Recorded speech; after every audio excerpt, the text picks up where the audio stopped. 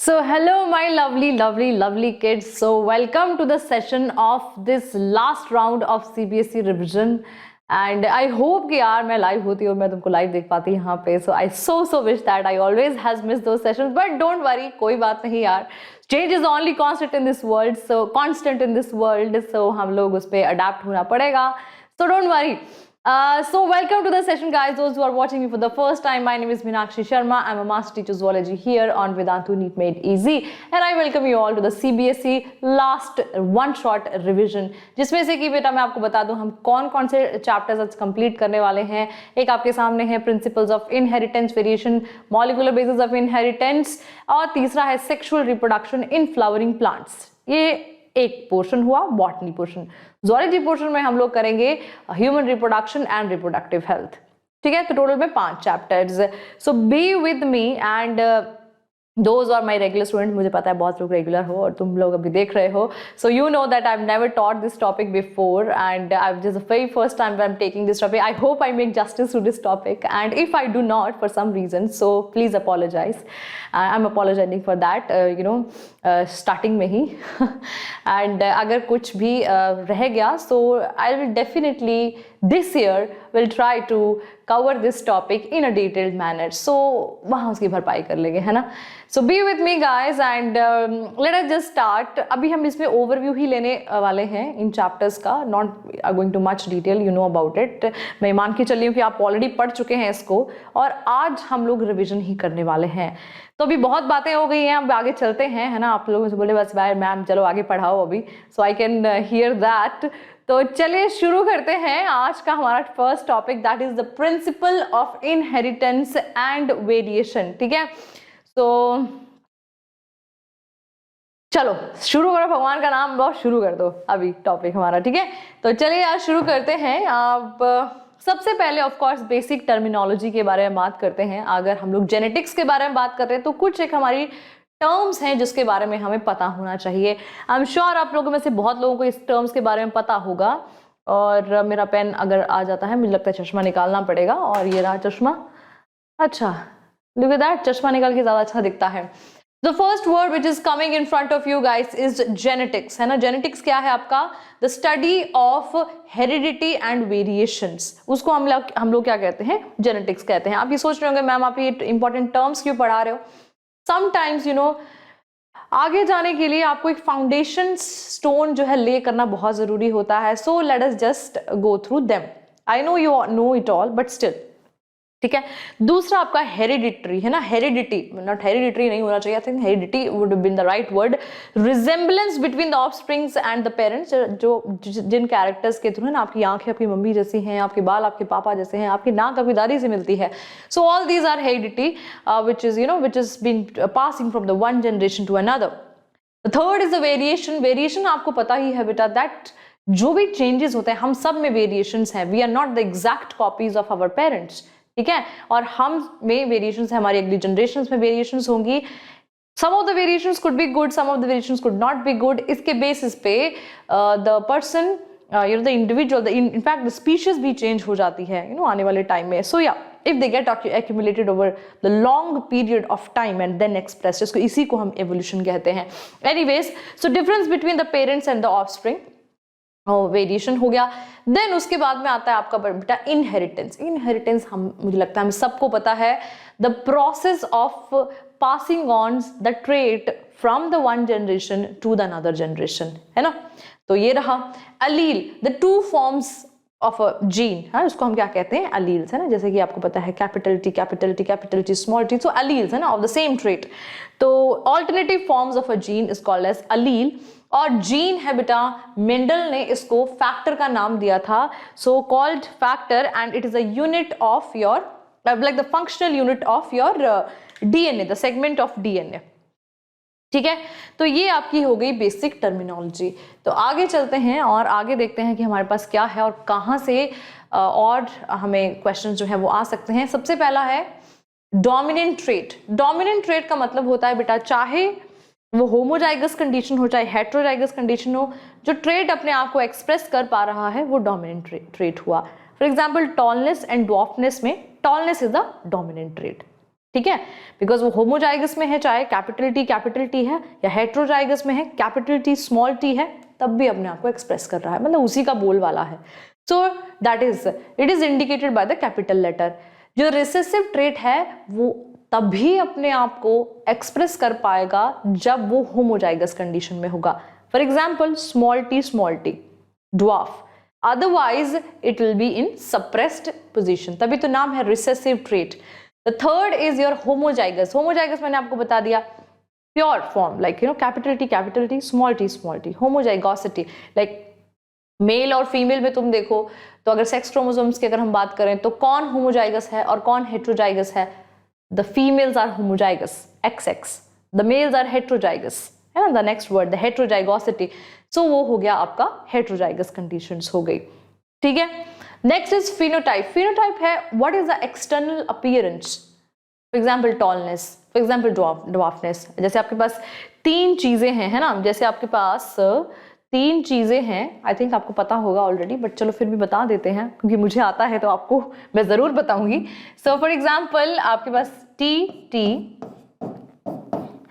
तो सॉरी या so what do you call it, आपके पास अगर मैं आपको फिनोटाइप्स बोलूं कि बेटा इसके क्या फिनोटाइप्स हैं, तो आप बोलोगे मैम इसमें 2 टॉल और 1 ड्वार्फ है। अच्छा, मैंने बोला ठीक है, कहते मैम ये दोनों टॉल है और एक दोनों ड्वार्फ है, तो आपने मुझे फिनोटाइप बताया। लेकिन मैंने आपसे जीनोटाइप पूछा तो आप बोलोगे मैम इसमें 3 जीनोटाइप्स हैं। क्या? एक है कैपिटल टी जो कि प्योर टॉल है, एक है कैपिटल टी स्मॉल टी, ये कैपिटल टी स्मॉल टी है जो कि टॉल है लेकिन हेट्रोजाइगस है। समझ रहे हो आप जीन्स को देख रहे हो, अलील्स को देख रहे हो यहाँ पे, जिसको कैपिटल टी स्मॉल टी दोनों टॉल है लेकिन इसमें जीन्स में अलील्स में डिफरेंस है, राइट, होमोजाइगस हेट्रोजाइगस। और तीसरा है ना मैम वो स्मॉल टी है, तो ये भी आपका होमोजाइगस कंडीशन। मैंने कहा ठीक है, तो ये हो गई आपकी, इसी के बेसिस पे आप फिनोटिपिक और जीनोटिपिक रेशियोज जो हैं वो आगे देखोगे, तो आपको बेसिक क्लियर हो गया, तो it will be very very easy for you in the upcoming, है ना। अच्छा चलिए अब देखो इस पे है ना, ये सबको पता है कि 7 कॉन्ट्रास्टिंग कैरेक्टर्स थे ऑफ पाइजम सेटिवम जिसपे मेंडल ने काम किया, ठीक है। तो इसमें आपको किस तरह से क्वेश्चंस आते हैं बेटा, या आ सकते हैं सीबीएसई में, दैट इज डोमिनेंट ट्रेट कौन सा था उन 7 कैरेक्टर्स में और आपका रिसेसिव ट्रेट कौन सा था। तो ये बड़ा इंटरेस्टिंग सा क्वेश्चन है और क्वाइट इजी क्वेश्चन दो, हाँ क्वाइट इजी। देखो कैसे, तो देखो आपके सामने है dominant trait, for example flower colour में purple was dominant and white is recessive. याद हो गया? हाँ बस याद होना चाहिए, हाँ, बिकॉज इसी पे क्वेश्चन आई थिंक हम सैंपल पेपर सॉल्व कर रहे थे तो इसी पे हमने क्वेश्चन सॉल्व किया था। Then after that plant height, tallness dominant और dwarfness short, that is your recessive, right. Then after that seed colour में बेटा येलो इज डोमिनेंट, ठीक है, और ग्रीन इज रिसेसिव, ठीक है, याद रखना इस बात को। अभी इसका उल्टा है ना, मैं सबसे पहले इसी को पढ़ लूंगी, जो पॉड कलर है, पॉड कलर में ग्रीन डोमिनेंट है और येलो रिसेसिव है। आ गया ना डिफरेंस। अब एग्जामिनर को बड़ा मजा आता है ऐसे क्वेश्चन डालने में, क्योंकि उनको पता है बच्चे कंफ्यूज होते हैं, है ना। तो तुमने नहीं कंफ्यूज होना, तुमने अभी डिफरेंस देख लिया, हाँ, सीड कलर जो है वो येलो डोमिनेंट है लेकिन पॉड कलर ग्रीन डोमिनेंट है, ऑपोजिट है, हाँ देखो तो, राइट। तो एनीवे सीड शेप बेटा राउंड जो है वो आपका डोमिनेंट है और रिंकल्ड जो है आपका वो है रिसेसिव है। इसको हम काफी यूज करने वाले हैं, इसको और इसको हम काफी यूज करते हैं। खैर बाकियों के तो क्वेश्चंस ऐसे ही पूछ रहे होते हैं इधर उधर से, है ना, तो आप देखना। पॉड शेप में बेटा देखो जो इन्फ्लेटेड है फुल, जो आपका वो हुआ दैट इज डोमिनेंट ट्रेट, और जो आपका कॉन्स्ट्रिक्टेड है फ्लैट जो हुआ आपका रिसेसिव है ट्रेट। देन आफ्टर दैट आपकी फ्लावर की पोजीशन एक्सियल, बिल्कुल एक्सिस पे जो है that is your dominant trait, और टर्मिनल हुई बेटा रिसेसिव। ये किसके हैं? Garden pea. मेंडल ने जो 7 कॉन्ट्रास्टिंग कैरेक्टर्स को सिलेक्ट किया, ये वो है, मैं पीछे हट जाती हूँ तो दैट आप देख सको इसको। बहुत ही आसान क्वेश्चन है और आपको इसको खाली याद ही करना है, इसमें समझने वाला कुछ नहीं है, ठीक है। तो चलिए चलते हैं आगे, और ये हमने पढ़ लिए 7 contrasting characters of the Mendelian characters of the pisum sativum. अब आगे देखते हैं कि बेटा मेंडल के हाइब्रिडाइजेशन एक्सपेरिमेंट्स ने क्या कहा। कहता देखो मेंडल को ना सेल्फ पॉलिनेशन नहीं होने देनी थी, तो उसने इमैस्कुलेशन किया। इमैस्कुलेशन जानते हैं ना क्या होता है? जैसे कि पी प्लांट है वो सेल्फ पॉलिनेट भी कर सकता है। क्यों? क्योंकि एक मिनट, दिख ही नहीं रहा यार ब्लैक में ये, या फिर मैम की आंखें कमजोर हो गई मुझे लग रहा है। हाँ, सो जैसे एंथर एंथर थे और the male and the female है ना, दोनों ही androecium and gynoecium same plant पे उग रहे हैं, तो ऑफ कोर्स एंथर से पॉलन झड़ेगा और गाइनोशियम पे गिरेगा जाके एंड द फीमेल पार्ट पे गिरेगा और फर्टिलाइजेशन हो जाएगा। पर Mendel didn't want that, right? उसको क्रॉस पॉलिनेशन चाहिए था, उसको वेरिएशंस देखनी थी, तो उसने इमैस्कुलेशन कर दिया, एंथर्स को काट करके फेंक दिया। ठीक है, तो उसको प्रोसेस को हमने क्या बोला? Emasculation, right?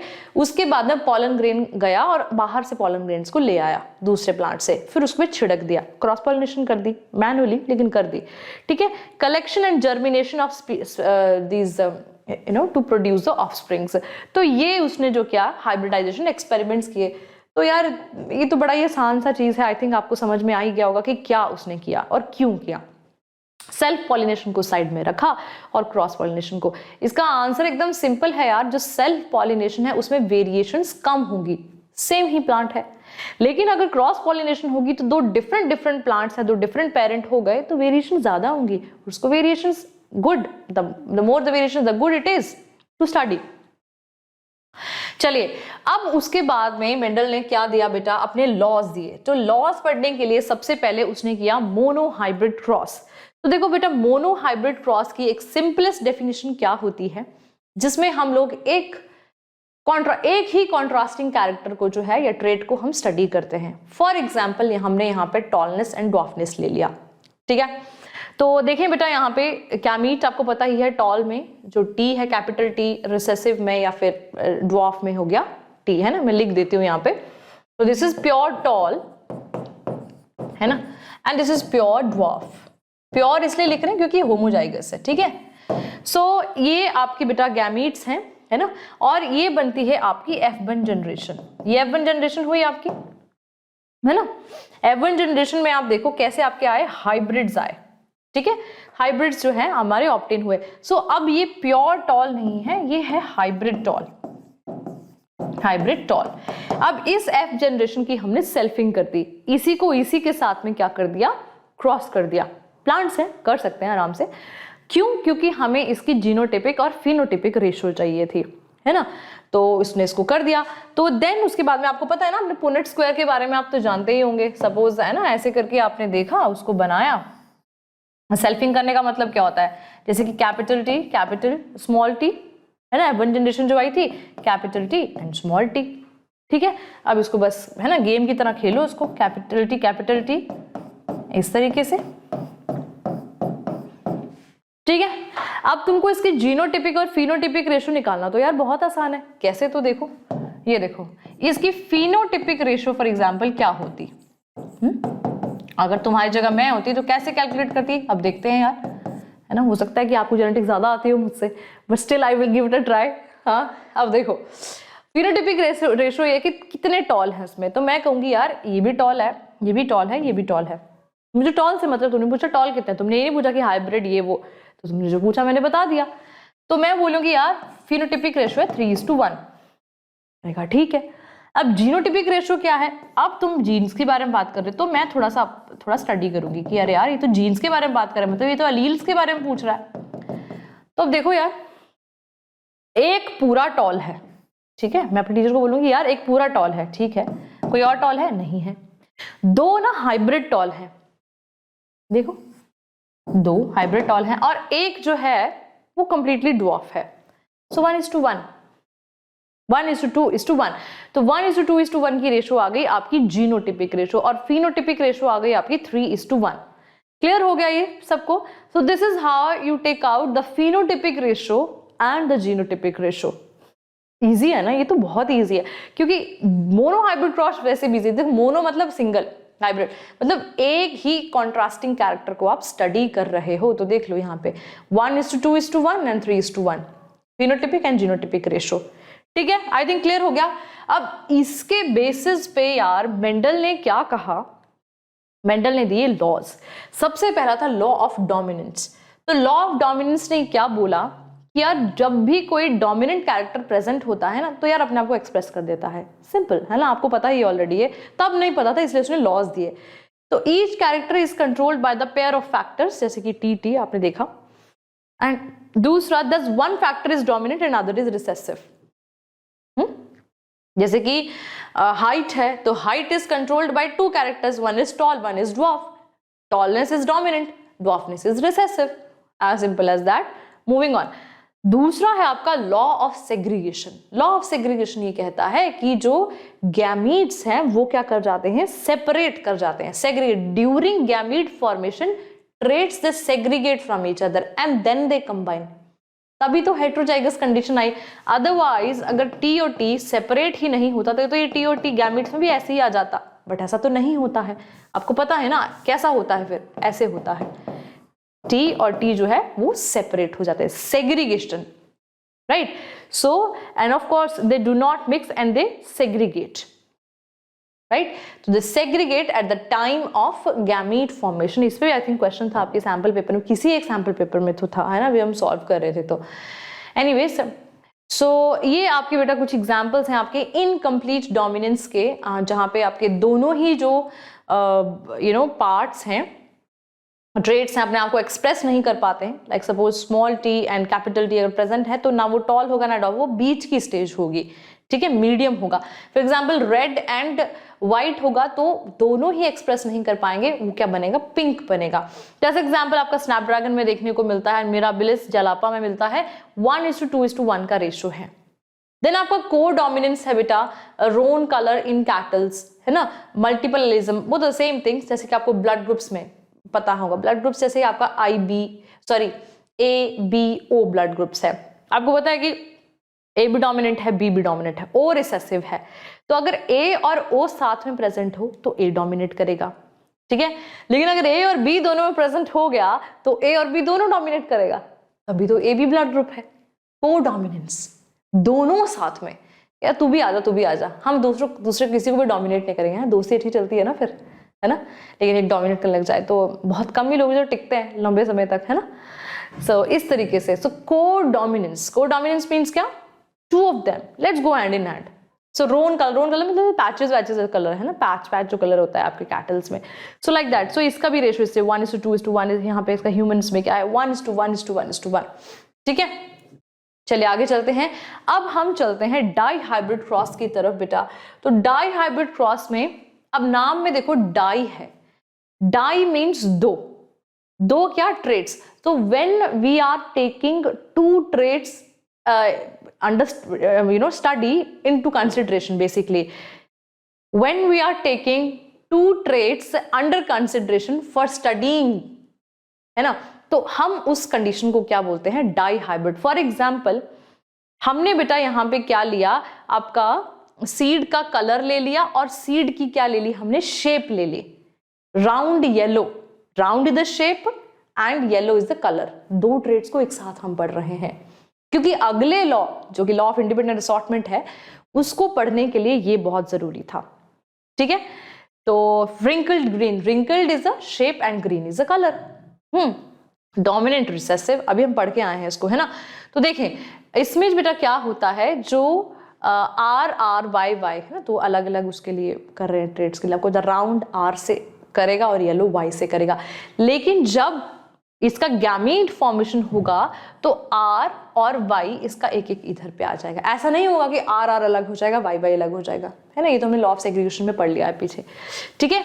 And when they will combine together, तो ये जो R है और ये Y है, ये अलग से अपने आप को एक्सप्रेस करेंगे। इसी को लॉ ऑफ इंडिपेंडेंट असॉर्टमेंट कहते हैं, कि हर एक ट्रेड जो है सेग्रीगेट होने के बाद भी जब वो कंबाइन होगा F1 जनरेशन में, तो अपने आप को अलग अलग जो है वो उसका एक्सप्रेस करेगा। अब यहाँ पे देखो, सो ये तो आप हो गई आपकी F1 जनरेशन, ठीक है। अब F1 जनरेशन की बेटा हमने क्या कर दी, सेल्फिंग कर दी, तो हमारी F2 जनरेशन आ जाती है। या F2 जनरेशन यहाँ लिखा हो, यहाँ पे F1 जनरेशन होगा, ये F1 जनरेशन है आपकी, तो ये होगी आपकी F2 जनरेशन, है ना। ये F3 लिख दिया, ये क्या किया भाई। एनीवेज, सो अभी देखते हैं कि क्या है इसमें बेटा कैसे करते हैं। तो अगर बेटा आप इसको, है ना, आर आर वाई वाई, इसको इसी के साथ में सेल्फिंग इसकी हम लोग कर देते हैं तो इसका एक बड़ा सा चार्ट बनता है पुनेट स्क्वायर, आपको पता ही है। तो आप बनाओगे इसके जो गैमीट्स हैं, ये ना ये गैमीट्स बन रहे हैं आपके आर वाई कैपिटल वाई, ठीक है ना, small R capital Y, capital R small Y and small R and small Y. तो इस तरीके से भी इसको रखेंगे, यहाँ पे भी रखेंगे, फिर इसको कंबाइन करेंगे and we will see the possibilities. अब ये वाली जो रेशो होगी ये आपकी डाई हाइब्रिड रेशो होगी, ये रेशो जो है आपके मोनो हाइब्रिड से चेंज होगी ऑफ कोर्स, बिकॉज आप दो ट्रेड्स को एक साथ पढ़ रहे हो। जाग रहे हो ना, बोर तो नहीं हो रहे? है बहुत आसान है बिकॉज तुमने 10वीं क्लास में पढ़ा हुआ है, ये है ना, पढ़ा है ना, भूल गया है क्या? तो करना है इसको दोबारा से, ये बहुत आसान है वैसे। तो बेटा देखो इसकी जो फिनोटिपिक रेशो होगी ना वो 9:3:3:1। फिनोटिपिक मतलब कि 9 इसके राउंड येलो होंगे, 3 इसके राउंड ग्रीन होंगे, 3 इसके रिंकल्ड येलो होंगे और एक जो होगा वो रिंकल्ड ग्रीन होगा। मैंने क्या, रिसेसिव जो प्योरली रिसेसिव है ना वो खाली एक निकलेगा इसमें से, 9 राउंड येलो निकलेगा जो कंप्लीटली डोमिनेंट हुए, और बीच का जो स्टेज है वो 3 और 3 निकलेगा फिनोटिपिक। लेकिन इसका जो जीनोटिपिक रेशो वो काफी लंबा, मतलब जीन्स में कितना वेरिएशन है, देखो ना कितना बड़ा वो बना है इसका, है ना, टेबल बना है। तो 1:2:1:2:4:2:1:1, है ना, आसान ही है। हाँ कैसे याद किया, आसान है इसको, देखो तो 1 2 1 और 1 2 1, प्लस करो इन दोनों को, 2 4 2, अरे बिंदियां लगा दो बस बीच में, हो गया ना। 1:2:1:2:4:2:1:2:1, and there you go. So that's how you remember, है ना। तो थोड़ा बहुत रट्टा भी चलता है, इट्स ओके, बट अगर तुम रट्टा नहीं भी मानना चाहते हो, तुम ऐसे बिल्कुल कॉन्सेप्ट वाइज चलते हो, तभी तुम इसको सॉल्व करके देख सकते हो और यही रेशो आएगी। बस तुम्हारा थोड़ा सा टाइम बर्बाद होगा, तो तुम टाइम पे अगर कॉम्प्रोमाइज कर सकते हो तो बनाओ इसको, अदरवाइज क्वेश्चन में ज्यादा हेरा फेरी नहीं हुई है ना, वो तुम्हें देखना पड़ेगा। और उन्होंने क्वेश्चन में हेरा फेरी कर दी फिर तुमको देखना पड़ेगा। क्वेश्चन सेम आया है तो you can take that, doesn't matter, कोई नहीं देख रहा तुम्हें, तुम्हारे दिमाग के अंदर क्या चल रहा है, हाँ ठीक है। Anyways so this leads to, अरे बाप रे ये क्या हो गया भाई, चलिए जाइए भाई साहब, आप जाइए यहाँ से, हमें नहीं चाहिए हो आप। अच्छा ये नहीं मान रहे भाई, 1 मिनट, हाँ ये भाई साहब जा नहीं रहे हैं इसलिए हमें यहाँ पे इसको भेजना पड़ेगा। चलिए ये नहीं जाएंगे, ओके ओके ओके ओके, कैसे करेंगे यार इसको? अब देखो यार रिकॉर्डिंग में भी देखो मैम के साथ में ये जो है वो चीजें हो रही है, देख रहे हो तुम। आई थिंक चलो ऐसा करते हैं, फिर दोबारा इसको खोल लेती हूँ मैं, है ना, दोबारा खोलते हैं इसको, है ना। चलो इसको बंद करते हैं और इसको दोबारा खोलते हैं, होपफुली अभी नहीं आएगा। और देयर यू गो। एंड यार हाँ हम लोग कहाँ पहुंचे थे, हम लोग पहुंचे थे यहाँ पे। So we were studying the dihybrid cross, और इसमें बेटा देखो हम लोगों ने क्या पढ़ा था, लॉ ऑफ इंडिपेंडेंट असॉर्टमेंट हम लोग स्टडी कर रहे थे। तो law of independent assortment on the basis of the dihybrid cross क्या बोलता है, the law states when the two pairs और the traits are combined in a hybrid, दो ट्रेड्स को स्टडी किया ना, round and yellow, wrinkled and green, हाँ, segregation of one pair of character is independent of other pair of character। तो R एक साथ नहीं आएगा, तो R अलग से Y अलग से, फिर कंबाइंड होगा, फिर डिफरेंशिएट हो जाएगा। This is called as law of independent assortment. तो ये मेंडल ने लॉ दिया, थर्ड लॉ, ठीक है। तो लाइक दैट। एनीवेज एग्जांपल्स हुए इसके, बेटा प्लियोट्रॉपी, प्लियोट्रॉपी का एग्जांपल आपका फिनाइल कीटोन यूरिया, इसका रेशो है 1:2:1 का। एंड आपको काफ़ी अच्छा एग्जाम्पल है, इस प्लियोट्रॉपी पे आपको एग्जाम्पल ही पूछा होता है कि भाई क्या है, तो आपको पता होगा बेटा already that phenyl ketone urea में क्या होता है कि एक ही जो टाइप ऑफ जीन्स है this that is you know expressing different जो है वो ट्रेड्स को एक्सप्रेस कर रहा है ना। जैसे फिनाइल कीटोन यूरिया में you know there is an enzyme which is missing, है ना, जो कि रिक्वायर्ड होता है, ठीक है, और उसके मिस होने की वजह से डिफरेंट जो है एक ही जीन ना होने की वजह से वो डिफरेंट चीजों को अफेक्ट करता है। Polygenic inheritance, human skin colour जो है दैट इज अनदर एग्जांपल। उसका जो रेशो है काफी लंबा है, रेशो आपको नहीं पूछेंगे एनीवेज पेपर में, बट ह्यूमन स्किन कलर आपको पता ही है। कितना वैरायटी है पॉलीजेनिक इनहेरिटेंस में, है ना। व्हाइट है, ब्राउन है, येलो है, पिंक है, कितना, how much variation is there, ठीक है। तो दीज आर द 2 एग्जाम्पल्स, आपको खाली नाम और इसके एग्जाम्पल्स जो हैं वो याद रखने हैं, ठीक है। चलिए आगे चलते हैं। अब आते हैं हम लोग the next topic that is sex determination पे। तो सेक्स डिटर्मिनेशन में बेटा हम लोग देखें दैट मैं आपको ऑलरेडी पहले भी बता चुकी हूँ, मेल का हेट्रोगैमिटी है और द फीमेल इज मेल हेट्रोगैमिटी है और फीमेल की हेट्रोगैमिटी है। किस में? अब देखें बेटा, जहां पे हमारे फॉर एग्जांपल अगर ह्यूमंस की बात हम लोग करें तो ह्यूमंस में मेल्स आर हेट्रोजाइगस क्योंकि XY है, फीमेल्स आर होमोजाइगस। तो ठीक है, तो XXXY टाइप मतलब मेल हेट्रोगैमस है, मतलब कि अंडरस्टूड है कि फीमेल्स आर होमोजाइगस, ठीक है। और XXXO टाइप ड्रोसोफिला मेलानोगास्ट्रा आपको पता ही है, ये हमने सैंपल पेपर में सॉल्व किया है। तो मेल अच्छा फीमेल ये है और मेल ये है, हेट्रोगैमस। दूसरी ओर जहां पे बर्ड्स को अगर तुम देखो तो वहां पे female is heterozygous ZW and ZZ जो है वो है मेल। सिंपल, याद रहेगा, ठीक है। चलिए आगे चलते हैं। तो ये हो गया हमारा इसका एग्जाम्पल। अब नेक्स्ट हम चलते हैं हेप्लोडिप्लॉइडी की तरफ। आप सबको पता होगा जैसे ड्रोन जो है वो हमेशा हेप्लॉइड होते हैं, वेराज स्टेराइल जो आपकी वर्कर फीमेल है वो डिप्लॉयड होती है, और क्वीन भी आपकी डिप्लॉयड होती है। ऐसी कंडीशन को हम लोग क्या कहते हैं?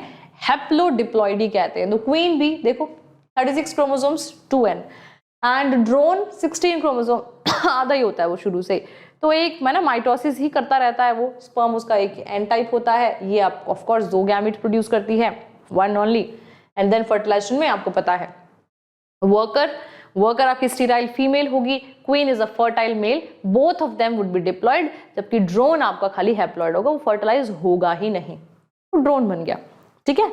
तो ये रहा है ना, यहाँ पे queen fertile, worker be fertile, sterile दोनों डिप्लॉयड और ड्रोन्स है हैप्लॉयड, ठीक है। Done. I am hoping that I am making sense here. चलिए आगे चलते हैं बेटा, म्यूटेशंस के बारे में बात करते हैं। और म्यूटेशंस को तुम देखो यार, अगर हम लोग म्यूटेशंस को डिस्कस करते हैं, 2 टाइप के हैं। The first is your gene mutation, another one is your chromosome mutation. Gene mutation में बेटा अगर हम लोग बात करें तो पहला है सब्स्टिट्यूशन। सब्स्टिट्यूशन में बेटा हम लोग देखें कि आपका transition and one is transversion. Transition हम लोग कब बोलते हैं? जैसे कि आपका न्यूक्लियोटाइड में for example purines are replaced by purines, pyrimidines are replaced by pyrimidines, सिंपल। लेकिन ट्रांसवर्शन में क्या हुआ? Purines are replaced by pyrimidines and vice versa, pyrimidines are replaced by purines, तो वो हुआ, ठीक है। देन उसके बाद में फ्रेम शिफ्ट म्यूटेशन है, या तो कोई पार्ट उसमें जीन में बेटा ऐड हो जाएगा या फिर कोई पार्ट जो है वो डिलीट हो जाएगा ना, आपको पता जो कोडोन का सीक्वेंस है पूरा चेंज हो जाएगा। So that is the type of mutations we have, the gene mutations, है ना, राइट। तो I hope it helps. Overview ले रहे हैं हम लोग चैप्टर का, तो डिटेल में इसको कभी पढ़ेंगे बैठेंगे, ठीक है। आगे चलते हुए बेटा, आगे चलते हैं और हमारे 2 तरीके के डिसऑर्डर्स हुए, that is Mendelian disorders and chromosomal disorder. Let me tell you one thing, इसके ना आपको एग्जाम्पल भी याद हो गए ना तब भी बहुत है, ठीक है ना, है ना। अभी फिलहाल इसके एग्जाम्पल CBSE के लिए, नीट के लिए, नीट वाले तो तुम्हें बैठने भी नहीं देंगे, हाँ ठीक है, CBSE के लिए। तो बेटा 2 तरीके हुए, the first is autosomal Mendelian disorder और दूसरे सेक्स क्रोमोसोम्स रिलेटेड। नाम ही बता रहा है ऑटोसोम्स, आपको पता है ना, 23 आपके पेयर हैं, जिसमें 22 पेयर जो हैं आपके ऑटोसोम्स हैं और 1 पेयर आपका सेक्स क्रोमोसोम है। तो ऑटोसोमल मेंडेलियन डिसऑर्डर जो ऑटोसोम्स में हुए, ठीक है, डोमिनेंट कब हुए? जब एक ही पे प्रेजेंट होके वो एक्सप्रेस हो गया, एक ही ना उस पे पेयर है तो एक ही पे प्रेजेंट पे अगर हुआ, अगर अपने आप को एक्सप्रेस कर रहा है तो वो डोमिनेंट हो गया।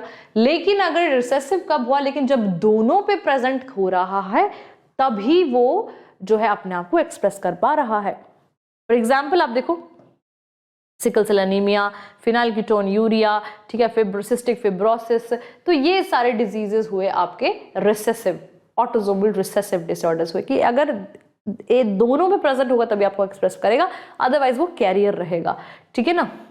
जब मायोटोनिक डिस्ट्रॉफी की बात करें पर एक पे भी प्रेजेंट है तब भी वो क्या हो गया, डोमिनेंट, है ना। आपको पता है मायोटोनिक डिस्ट्रॉफी क्या होता है, डिस्ट्रोफिन प्रोटीन है ना, which joins the actin filament to the sarcolemma. वही नहीं रहेगा तो एक्टिन फिलामेंट्स कहाँ, हवा में थोड़ी हैंग करेगी, and you know that sarcomere will collapse. Anyways, moving on to the next one, that is sex chromosomes. बेटा सेक्स क्रोमोसोम्स में भी यहाँ पे एक डोमिनेंट है और एक रिसेसिव है, तो यहाँ पे भी सेम कंडीशन होगी। तो देखो यहाँ पे सेक्स क्रोमोसोम की अगर हम डोमिनेंट की बात करें तो अगर एक पे भी प्रेजेंट है तब भी वो डिजीज है, लेकिन अगर रिसेसिव की बात करें तो अगर एक पे ही प्रेजेंट है तो वो रिसेसिव हुआ, ठीक है। दोनों पे प्रेजेंट है, सॉरी एक भी प्रेजेंट है अगर, है ना, जैसे कि कलर ब्लाइंडनेस है ना, एक्स लिंक डिसऑर्डर है, अगर सपोज फीमेल एक्स है और एक ही एक्स पे कलर ब्लाइंड वो है ना, तो इसको क्या बोलेंगे, कलर ब्लाइंड बोलेंगे? नहीं, वो कैरियर है, क्योंकि ये रिसेसिव डिसऑर्डर है, सेक्स क्रोमोसोम्स का रिसेसिव डिसऑर्डर है। Same goes for the thalassaemia, colour blindness and haemophilia, सारे एक्स लिंक डिसऑर्डर है, बट मेल्स में डिफरेंट होगा। देखो एक्स लिंक डिसऑर्डर है, अगर यहाँ हुआ तो male would be colour blind, that is why more male, जो कि एक्स लिंक डिसऑर्डर्स होते हैं वो मेल्स में ज्यादा होते हैं, फीमेल्स में कम होते हैं, राइट। तो एनीवेज, लेकिन डोमिनेंट अगर है तो अगर एक में भी हुआ तो वो डिजीज हो जाएगा, एज सिंपल एज दैट, ठीक है। So that is your Mendelian disorders. Coming back to the chromosomal disorders जो कि क्रोमोसोम्स में प्रेजेंट हुए, द सेम यहाँ पे भी ऑटोसोमल एंड सेक्स क्रोमोसोम्स। ऑटोसोमल्स अगर ऑटोसोम्स में प्रेजेंट हुए बेटा तो जैसे कि trisomy of the 21st chromosome, जैसे कि डाउन सिंड्रोम है ना, जो 21st क्रोमोसोम से टोटल जो नंबर ऑफ क्रोमोसोम है वो बढ़ जाएगा, फॉर एग्जाम्पल 46 और 47 क्रोमोसोम्स हो जाएंगे, नहीं चाहिए ना, तो that would be down syndrome, ठीक है। ऑटोसोम्स में प्रेजेंट हुआ। सेक्स क्रोमोसोम आपका जैसे टर्नर सिंड्रोम है, क्लाइनफेल्टर सिंड्रोम है, तो इसमें जो है ये 6 क्रोमोसोम्स में हुआ, कभी एक प्रेजेंट ज्यादा XXY या XO, तो that way it is like that. So chromosomal disorders, ठीक है। I hope I am making sense here. चलिए, so that was all about the principles, हमारा जो पिछला वाला चैप्टर था, एंड अभी हम लोग नेक्स्ट चैप्टर की तरफ जा रहे हैं, that is molecular basis of inheritance. तो आई एम होपिंग कि आपको समझ में आया होगा, दो मैंने बहुत कुछ नहीं समझाया, बट स्टिल जितना भी समझाया आपको समझ में आया, जितने भी फ्लो चार्ट्स, माइंड मैप्स आपको दिए हैं। पानी पी लेते हैं, रात के 10 बज रहे हैं पता नहीं आप कब देख रहे होगे, बट अभी फिलहाल रात के 10 बज रहे हैं और काफ़ी ठंड है, आज बारिश भी हुई है बाहर, है ना। मौसम की बात तो कर ही सकते हैं ना, अगर तुम नहीं हो तब भी, हाँ।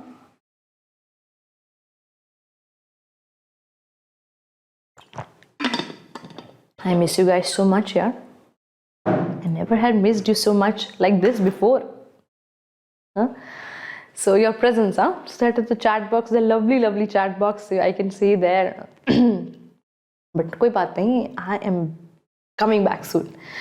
Anyways, so molecular basis of inheritance हमारा अगला चैप्टर है, जो कि थोड़ा सा लंबा है, इसमें थोड़ी थ्योरी भी आपको देखने को मिलेगी। वो थ्योरी इसलिए डाली गई है ताकि थोड़ा सा आपको समझ में आ जाए, ठीक है। जितना कंटेंट यहाँ पे दे रखा है आपके लिए काफी होगा वो, है ना। तो चलिए चलते हैं बेटा आगे की तरफ और बढ़ते हैं मॉलिक्यूलर बेसिस ऑफ इनहेरिटेंस। तो ऑलरेडी आधा घंटा हो चुका है, हम लोगों को 4 चैप्टर्स और कर रहे हैं, राइट। सो चलिए, डीएनए हमारा जो है वो जेनेटिक मटेरियल है, सबको पता ही है। हमारा सम वायरसेस जिसमें कि आरएनए है, तो ये हमारा बेटा कुछ बेस पेयर्स, ये लेंथ ऑफ डीएनए दिया है। Human DNA 3.3 × 109 base pairs, bacteriophage का इतना हो गया, बैक्टीरियोफाज लैम्डा का इतना हो गया। सो आप देख सकते हो अलग अलग, है ना। वैल्यूज आपको बहुत कम पूछी जाएंगी, लेकिन still you should have the idea कि किसका ज्यादा होता है किसका कम होता है, ठीक है, लाइक दैट। वैसे by the way, double helix structure, DNA का डबल हेलिक्स स्ट्रक्चर देने वाले कौन साइंटिस्ट थे, तो आपके थे वाटसन एंड क्रिक। 1953 में उन्होंने प्रपोज किया था। X-ray diffraction data produced by Maurice Wilkins and Rosalind Franklin ने इसको सबसे पहली बार व्यू किया था।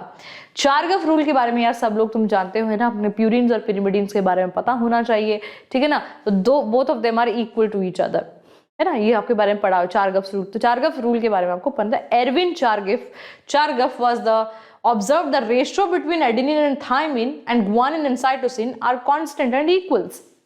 3:1, ठीक है, ये हो गया चारगफ रूल। ठीक है, मूविंग ऑन, अब पॉलीन्यूक्लियोटाइड के स्ट्रक्चर को देखते हैं हम लोग, है ना, जो आपको पता है कि डीएनए किस किस चीज से बना होता है, एक शुगर, एक फॉस्फेट ग्रुप और नाइट्रोजनस बेस, इन तीनों का कॉम्बिनेशन होता है, बीच में होते हैं bonds, glycosidic and phosphodiester, that is it, as simple as that. तो देखो बेटा, अगर हम लोग डीएनए, तो मैं आरएनए, ऑफ कोर्स शुगर को हटा दो, वहां पे डीऑक्सी की जगह राइबोज कर दो तो हो गया। तो बेटा शुगर, पेंटो शुगर या तो राइबोज होगी या तो डीऑक्सी राइबोज होगी।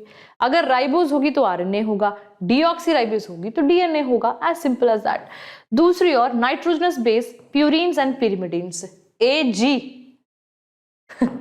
एजी है ना, और थायमिन एंड साइटोसिन, सो सीटी, ठीक है ना, so AG and CT for DNA and thymine को रिप्लेस कर देता है uracil in case of RNA.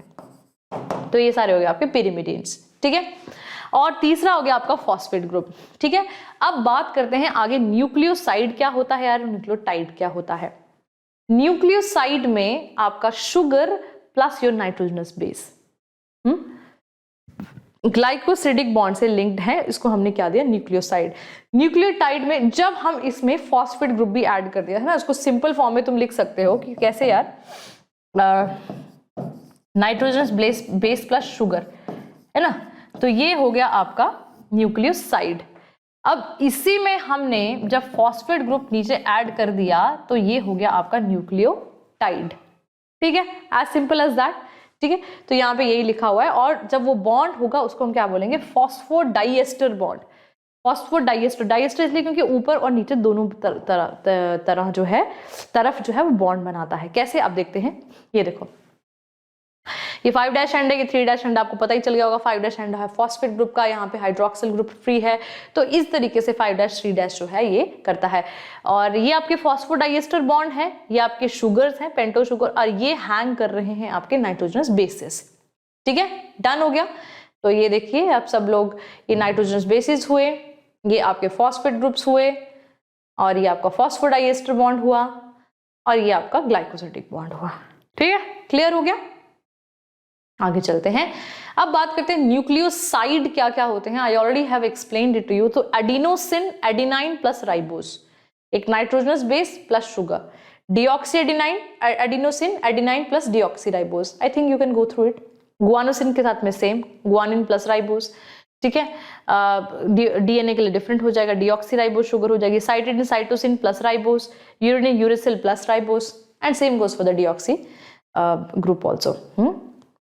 तो ये रहा, और ये बेटा आपके दो हाइड्रोजन, देखो आपको एक मेमोनिक मैंने पहले भी दिया है, आपको याद रखना है, एक मेमोनिक एट गर्ल्स कॉलेज, है ना, क्या बोला, तो एट गर्ल्स कॉलेज, ये देखो, एक मिनट रुको, तो एट गवर्नमेंट कॉलेज, कोई एक बच्चे ने मुझे कमेंट किया था एक बार, मैम एट गवर्नमेंट कॉलेज भी तो हो सकता था, वाई, मैंने कहा यार बात तो सही है वैसे।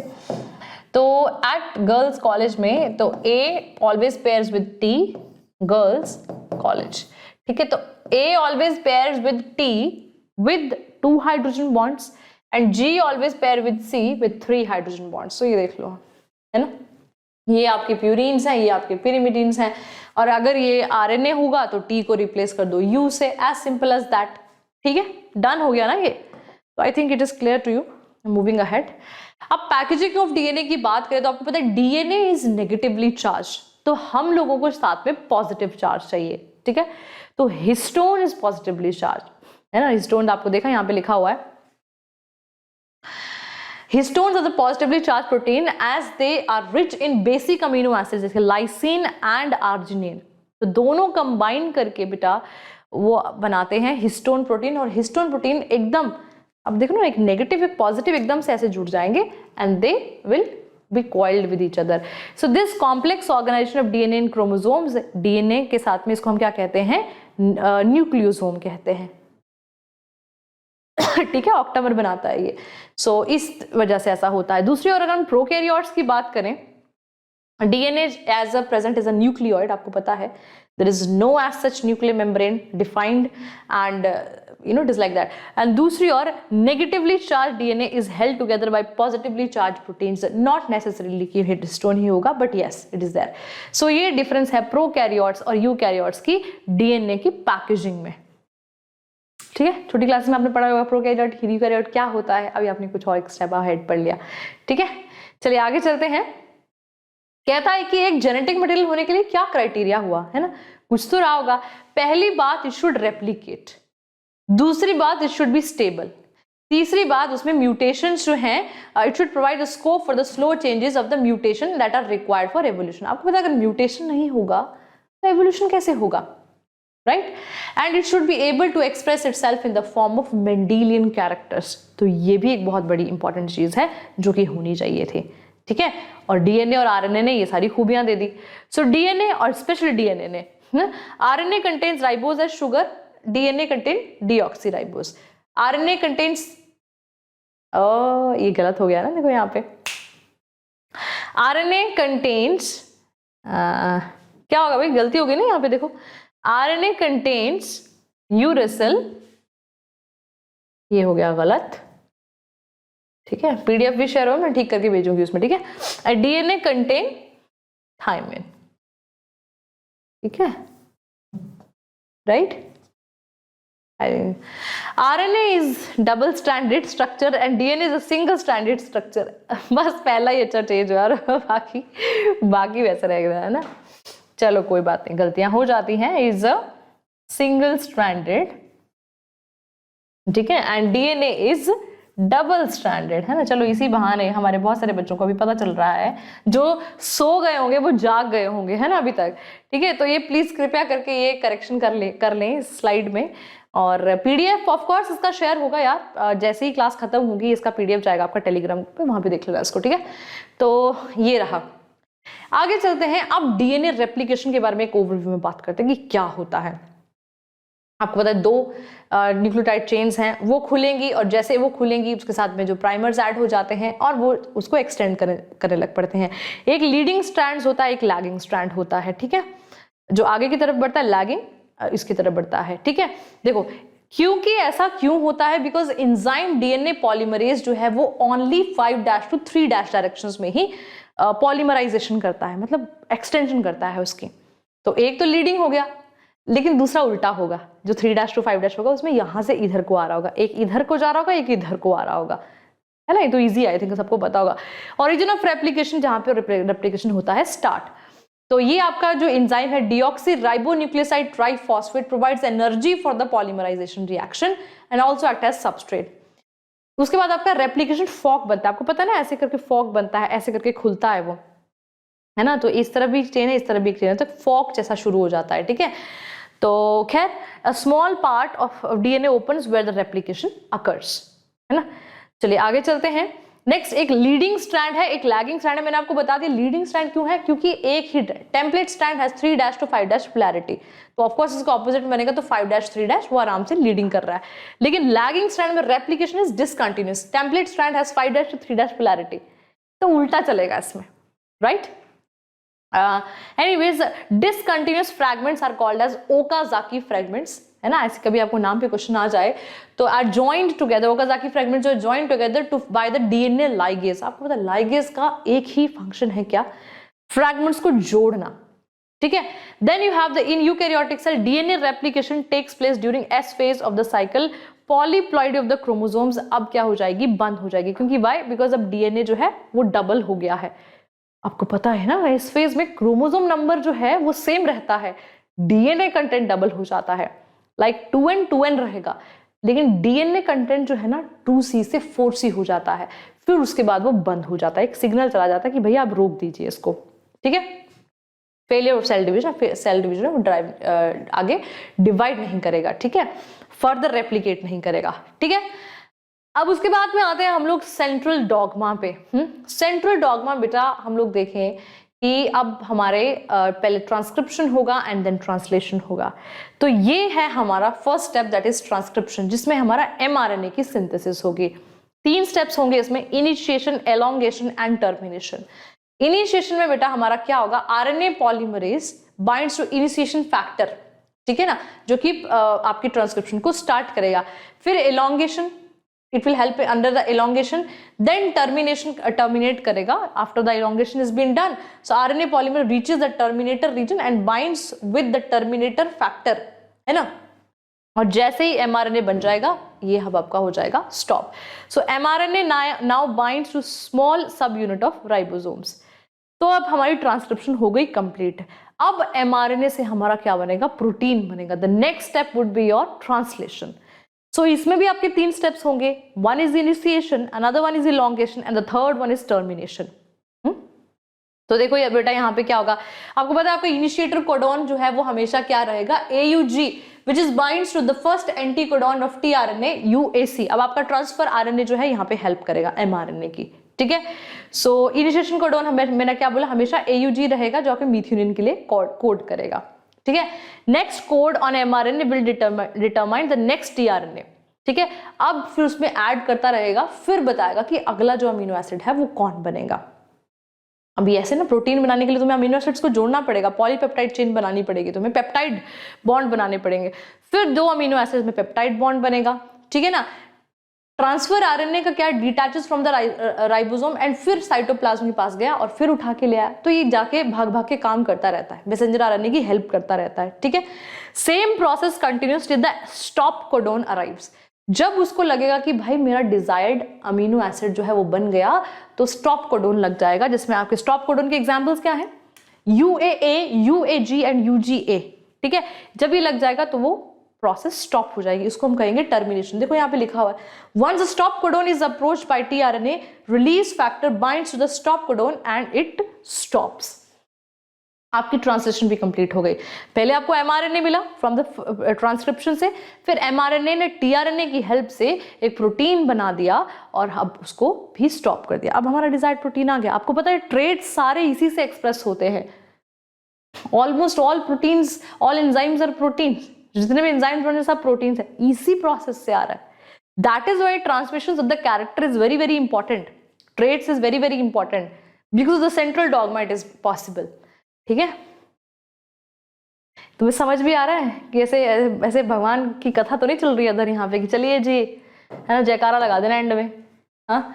सो आई होप, डोंट वरी यार, कभी इसको आप लाइव में भी पढ़ाएंगे। मैंने कभी पढ़ाया नहीं आपको लाइव में, आई सो वांट टू, देखते हैं कब पॉसिबल होता है। चलो यार, जेनेटिक कोड के अब हम देखते हैं प्रॉपर्टीज। सबसे पहले ट्रिपलेट, तो ट्रिपलेट की फॉर्म में होता है, आपको पता है 64 कोडोन्स हैं, 3 न्यूक्लियोटाइड्स इसके हमेशा रहते हैं, तो हमेशा ट्रिपलेट में रहता है। दूसरा यार ये यूनिवर्सल है, जहां कहीं भी जाओगे codons are nearly universal except for some protozoan, they are same everywhere. कोई भी कंट्री में चले जाओ, कहीं पे भी चले जाओ, किसी भी अप्लाई कर दो, यूनिवर्सल है। Third is they are degenerative, है ना। More than 1 triplet codon codes for the same amino acid, है ना, so the codes is degenerate.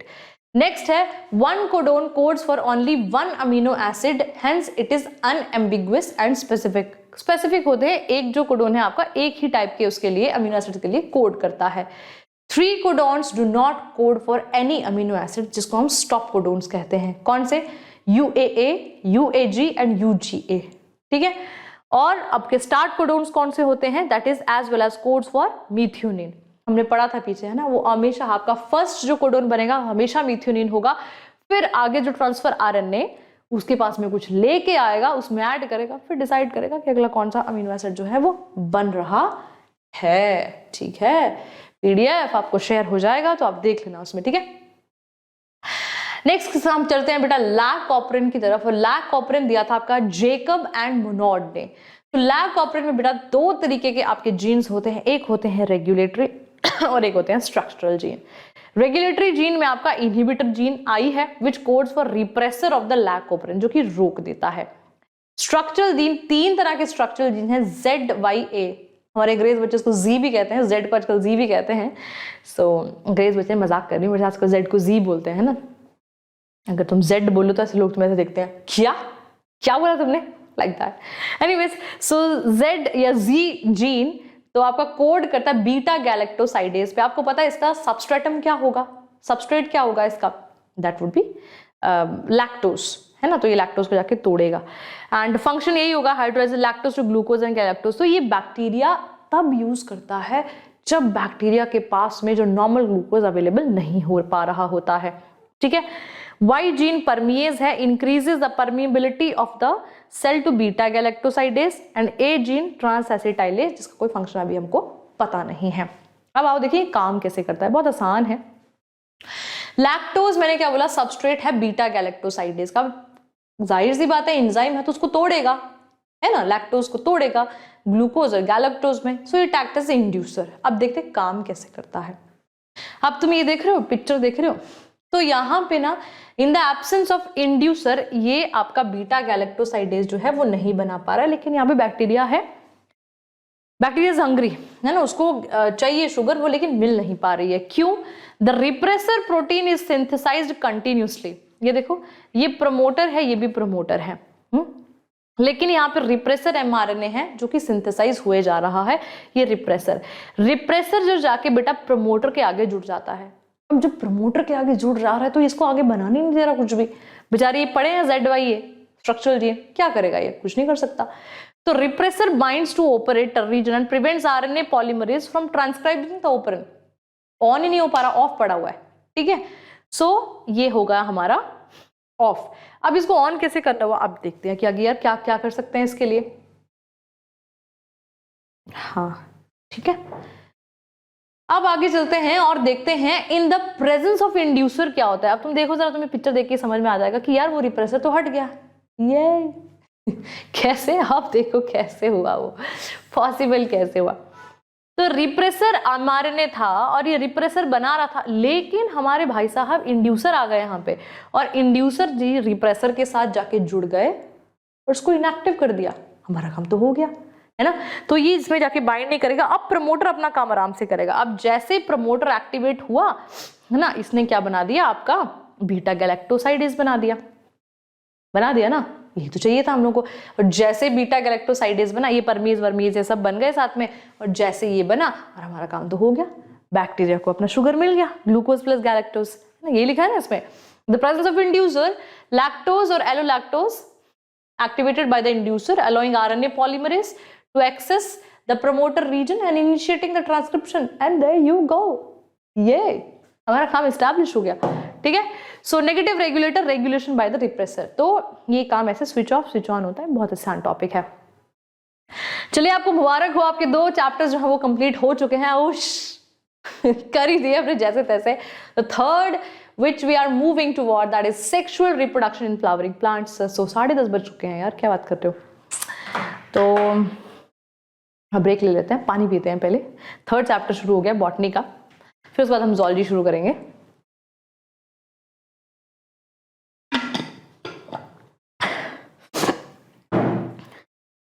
फायदा तो तब होगा जब तुम्हें हेल्प कर दे ये, हाँ करेगा यार, हेल्प करेगा, बिल्कुल करेगा। तो चलते हैं आगे, चलते हैं, और बहुत ही छोटा सा टॉपिक है सेक्सुअल रिप्रोडक्शन फ्लावरिंग प्लांट्स। इसके बाद हम रिप्रोडक्शन ऑफ ह्यूमन रिप्रोडक्शन की तरफ ही जाएंगे। तो चलिए बड़ा देखते हैं कि क्या कहती है सेक्सुअल रिप्रोडक्शन। तो सबसे पहली बात है ना, चाह रही हूं कि 1 घंटे तक इसको कंप्लीट कर दूं बॉटनी सेक्शन, फिर 1 घंटा उस पर लगाएंगे ज़ूलॉजी सेक्शन पे। तो पहला हुआ बेटा आपका फ्लोरल हॉल्स, है ना, जिसके फूल मतलब पूरा। तो एक हो गए आपके essential halls and accessory halls. Accessory हुए जैसे कि आपके कैलिक्स एंड कोरोला हो गए, सेपल्स एंड पेटल्स हो गए, है ना, फूल पत्ती। और दूसरे मेन हुए essential androecium and gynoecium. Androecium हो गया आपका मेल पार्ट, ठीक है, और गाइनोशियम हो गया आपका फीमेल पार्ट, ठीक है। अब जब हम एंड्रोशियम की बात करें तो उसमें आ गए आपके स्टेमन्स। क्वेश्चन आपको यहीं से आता है, बहुत सिंपल। तो स्टेमन्स में बेटा आपका फिलामेंट है, एक एंथर है। तो फिलामेंट आपको पता है डंडी है, ठीक है, एंथर हुआ मेन। अब एंथर में क्या क्या हुआ, anther is divided into anther wall, जो उसकी वॉल है बाहर वाली, और दूसरा है आपका माइक्रोस्पोरेंजियम। अब जाहिर सी बात है, जो वॉल है उसको प्रोटेक्शन प्रोवाइड करेगी या तो न्यूट्रिशन देगी। तो आपकी जो एपिडर्मिस और एंडोथीसियम है, ये इसको देगा बेटा प्रोटेक्शन, और जो middle layer in fact also, and tapetum जो है वो आपको देगा न्यूट्रिशन। ये भी आपका एक सैम्पल पेपर का क्वेश्चन था, जिसको ध्यान में रख लेना। टेपिटम देगी आपके न्यूट्रिशन, ठीक है। दूसरी ओर अगर हम जाएं माइक्रोस्पोरेंजियम में, तो यहाँ पॉलन जो है आपके बन रहे होंगे, टैपेटम के अंदर में होगा ये। तो स्पोरोजीनस टिश्यू है, फिर माइक्रोस्पोर्स मतलब पोलन जो है आपके वो यहाँ पे बनेंगे। As simple as that, full stop. ठीक है, इतना बहुत है। दूसरी ओर आपका gynoecium which is also known as carpels और पिस्टल। तो बेटा इसके जो आप पार्ट्स देखें तो स्टिग्मा, स्टाइल, ओवरी, ठीक है, एंड ओव्यूल्स, ओवरी के अंदर हुए ओव्यूल्स। तो इसका जो ओव्यूल्स हैं, जो कि स्मॉलेस्ट यूनिट है, जिसका हम स्ट्रक्चर देखेंगे अभी आने वाले स्लाइड्स में, तो देखते हैं। तो मैं साइड हट जाती हूँ सो दैट आपको एक पिक्चर मिल जाए कि क्या है। ठीक है, इसका फ्लो चार्ट आपको मिल गया। तो देखो बेटा, एक तरफ आपकी माइक्रोस्पोरोजेनेसिस और एक तरफ है आपकी मेगास्पोरोजेनेसिस। तो माइक्रो आपको पता है कौन सा हुआ, आपका मेल पार्ट छोटा है ना, और मेगा हमेशा जो फीमेल्स है, मोस्ट ऑफ द केसेस में जो फीमेल आपका जो पार्ट होता है वो हमेशा बड़ा होता है। ठीक है, so microspore mother cells, microspore tetrads बनते हैं, फिर पॉलन ग्रेन्स बनते हैं, फिर एक वेजिटेटिव सेल और एक जनरेटिव सेल बनता है, जिसमें से कि हमारे फाइनली 2 गैमीट्स बनते हैं। पहले आपकी माइटोसिस हो रही होती है, फिर मियोसिस होना शुरू हो जाती है, सेम जैसे ह्यूमंस में होता है वैसे ही। So and of the story ये है कि यहाँ पे 2 गैमीट्स बनते हैं, मतलब एक पॉलन ट्यूब में 2 मेल गैमीट्स होते हैं। अब यहाँ देखते हैं मेगास्पोरोजेनेसिस में क्या हो रहा है। तो यहाँ पे 4 मेगास्पोर्स हुए, ठीक है, फिर 3 डीजनरेटिव सेल्स एंड एक फंक्शनल हुआ। ठीक है, फंक्शनल मेगास्पोर जो है अब आगे क्या बनाता है, 8 celled and 7 nucleated embryo sac. तो यहां से एक क्वेश्चन तो इधर से बन जाता है कि कितना सेल और कितना न्यूक्लिएटेड स्टेज होता है। तो 8 celled and 7 nucleated, sorry 7 sailed 8 nucleated, गलत, 7 सेल्ड 8 न्यूक्लिएटेड। ये कैसे मैं बताऊंगी आपको। 7 सेल और 8 न्यूक्लियाई होते हैं इसमें। तो देखिए जरा कैसे बनता है यार ये। अभी तक आपको एक चीज क्लियर हो जानी चाहिए कि हमारे पास अभी क्या है, 2 गैमीट्स आ चुके हैं मेल, लेकिन फीमेल्स में अभी हमारे पास 7 सेल्स और 8 न्यूक्लियाई स्टेज है। कैसे वो देखते हैं। तो 1 दिस इज, इसको हम साइड में रख देते हैं, ये हमारा मेल पार्ट है। ठीक है, डबल फर्टिलाइजेशन को भी हम साइड में रखते हैं अभी, क्योंकि ये तो प्रोसेस है, तो इसको साइड में रखा। यहां पे देखते हैं कि क्या हो रहा है। 7 सेल्ड 8 न्यूक्लिएटेड स्टेज में सबसे पहला क्या है, 3 आपके एंटीपॉडल्स हैं। फॉर एग्जांपल अगर इसको ऐसे बनाया जाए ना, तो यहां पे आपके 3 जो हुए वो एंटीपॉडल सेल्स हुए, 1 2 3। फिर यहां पे 2 हुए सिनर्जिड्स, यहाँ पे 2 सिनर्जिड्स हुए। इसके बीचों बीच एक जो है आपका यहाँ पे हुआ एग सेल। ठीक, गिनते जाना कितने हो गए अभी, 3 3 6 हो गए। 7वां जो सेल होगा वो आपका होगा यहाँ पे, एक सेल होगा, लेकिन इसमें न्यूक्लियाई 2 होंगे, पोलर न्यूक्लियाई। तो देखो कितने हो गए इसके, 1 2 3 4 5 6 7, 7 सेल्ड एंड 8 न्यूक्लियाई स्टेज। ठीक है, अब होता क्या है बेटा, जैसे पॉलन ट्यूब जो है वो यहाँ पे आती है और यहाँ पे अटैच होती है चलाजल एंड में, है ना। तो 2 मेल गैमीट्स हुए, नंबर 1 नंबर 2। तो एक मेल गैमीट जो है ना वो इसमें जो फ्यूज करेगा, और एक मेल गैमीट जो है वो एग सेल में फ्यूज करेगा। ठीक है, तो ये क्या था, मैंने आपको क्या बोला, male gamete plus polar nuclei, है ना, यही था, या सेकेंडरी न्यूक्लियस भी बोल देते हैं इसको। दूसरी ओर ये था आपका egg cell plus male nuclei या मेल गैमीट, Mg। अब जाहिर सी बात है, ये बेटा आपका जो ऊपर वाला है वो आपका क्या बनाएगा, वो आपका बनाएगा endosperm. This will form endosperm. ठीक है, जो कि एम्ब्रियो नहीं है। एम्ब्रियो कौन होगा, जो एग सेल और मेल गैमेट बनेगा, ये बनेगा आपका एम्ब्रियो, जो आपका फ्यूचर सीड होगा। तो इसको हम लोग बेटा क्या कहते हैं, डबल फर्टिलाइजेशन। 2 बार फर्टिलाइजेशन हुई ना, एक मेल गैमेट ये था, एक मेल गैमेट ये था, 2 बार फर्टिलाइजेशन, तभी डबल फर्टिलाइजेशन। और इस प्रोसेस को ना हम ट्रिपल फ्यूजन कहते हैं। क्यों, एक इसका खुद का न्यूक्लियस है, एक इसका खुद का और न्यूक्लियस है। 2 न्यूक्लियाई थे एक सेल के अंदर, तीसरा न्यूक्लियाई इसने ये जोड़ा, तो 1 + 2 न्यूक्लियस जो है वो जुड़े, मतलब टोटल में 3, triple fusion. You get that, triple fusion हुआ यहाँ पे। तो देखो हाँ, यहाँ पे ये लिखा है, आई एम श्योर अभी मैं मिटा सकती हूँ इसको, आपको समझ में आ गया होगा अभी तक। तो यही यहाँ पे लिखा हुआ है, तो आप देख सकते हो बेटा इधर है ना। देखो ट्रिपल फ्यूजन, ये एंडोस्पर्म बना रहा है, आपका एंडोस्पर्म बना रहा है, एक गैमीट है और एक आपका पोलर न्यूक्लियाई है, PEN पता नहीं क्यों लिखा है यहाँ पे, पोलर न्यूक्लियाई होना चाहिए। एंड दूसरा आपका जो है बेटा एक एग सेल है, एक मेल गैमीट है जो कि जाइगोट, एम्ब्रियो और सीड बना रहा है, ठीक है। तो आ गया आपका सिनगैमी। तो इस तरीके से करना चाहिए था इसको। Let me divide it into 2 parts. तो ये आपका एक पार्ट है, ठीक है, ये आपका एक पार्ट है ना, थोड़ा आपको थोड़ी क्लैरिटी आ जाए। और ट्रिपल फ्यूजन आपका सेकंड पार्ट है जो कि आपका ये होगा, ये वाला पार्ट होगा, ये आपका ट्रिपल फ्यूजन है, ये वाला पार्ट हुआ आपका ट्रिपल फ्यूजन, ठीक है। तो इसको मैं पोलर न्यूक्लियाई लिख दे रही हूँ ताकि आपको समझ में आ जाए, पोलर न्यूक्लियाई, सेकेंडरी न्यूक्लियस, ठीक है। तो ये 3 एंटीपॉडल जो है वो डिजनरेट हो जाएंगे, ये जो आपके सिनर्जिड्स हैं ये भी डिजनरेट हो जाएंगे, ये खत्म हो जाएंगे, ठीक है। तो इसको हम सारे प्रोसीजर को क्या बोलेंगे बेटा, डबल फर्टिलाइजेशन, क्योंकि 2 बार फर्टिलाइजेशन हुआ, ठीक है। डन हो गया, I think it is clear हो गया होगा ना अभी तक आपको। तो that is it, and with that we complete the 3 chapters of botany. और अभी बेटा हम नेक्स्ट पार्ट करने जा रहे हैं ज़ूलॉजी का, ठीक है। इसका PDF आपको आपके टेलीग्राम ग्रुप पे बिल्कुल सेशन के बाद में जो है वो मिल जाएगा, तो वहां से इसको पढ़ लेना डाउनलोड करके, ठीक है। अभी हम चलते हैं ज़ूलॉजी की तरफ, ठीक है, human reproduction and reproductive health. So now the botany part is complete, और चलो अब शुरू करते हैं हम लोग ज़ूलॉजी पार्ट, ह्यूमन रिप्रोडक्शन। हमने कई बार इस टॉपिक को कर लिया है, सो मैं इसको बहुत ज़्यादा डिटेल में नहीं पढ़ाऊंगी। So I am just going to give you an overview of human reproduction and reproductive health, ठीक है बेटा। तो चलिए शुरू करते हैं। और आपको पता ही है सबसे पहला जो आपका टॉपिक इसमें हम लोग करते हैं that is your mail reproductive system.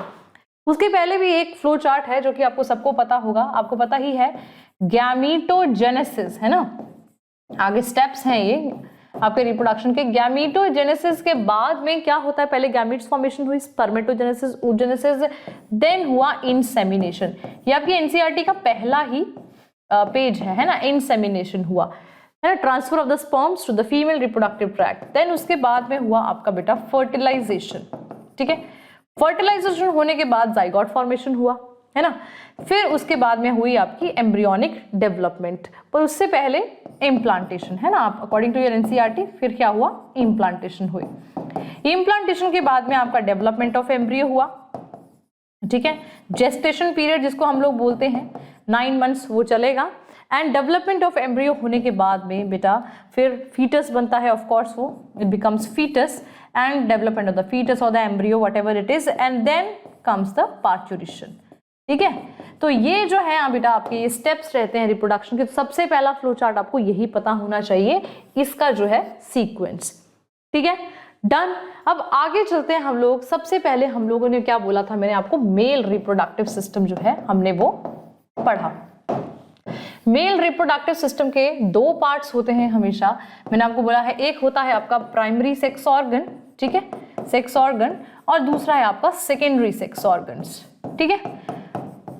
तो आपको पता ही है प्राइमरी सेक्स ऑर्गन्स में क्या होंगे, टेस्टीज होंगे। तो टेस्टीज जो हैं,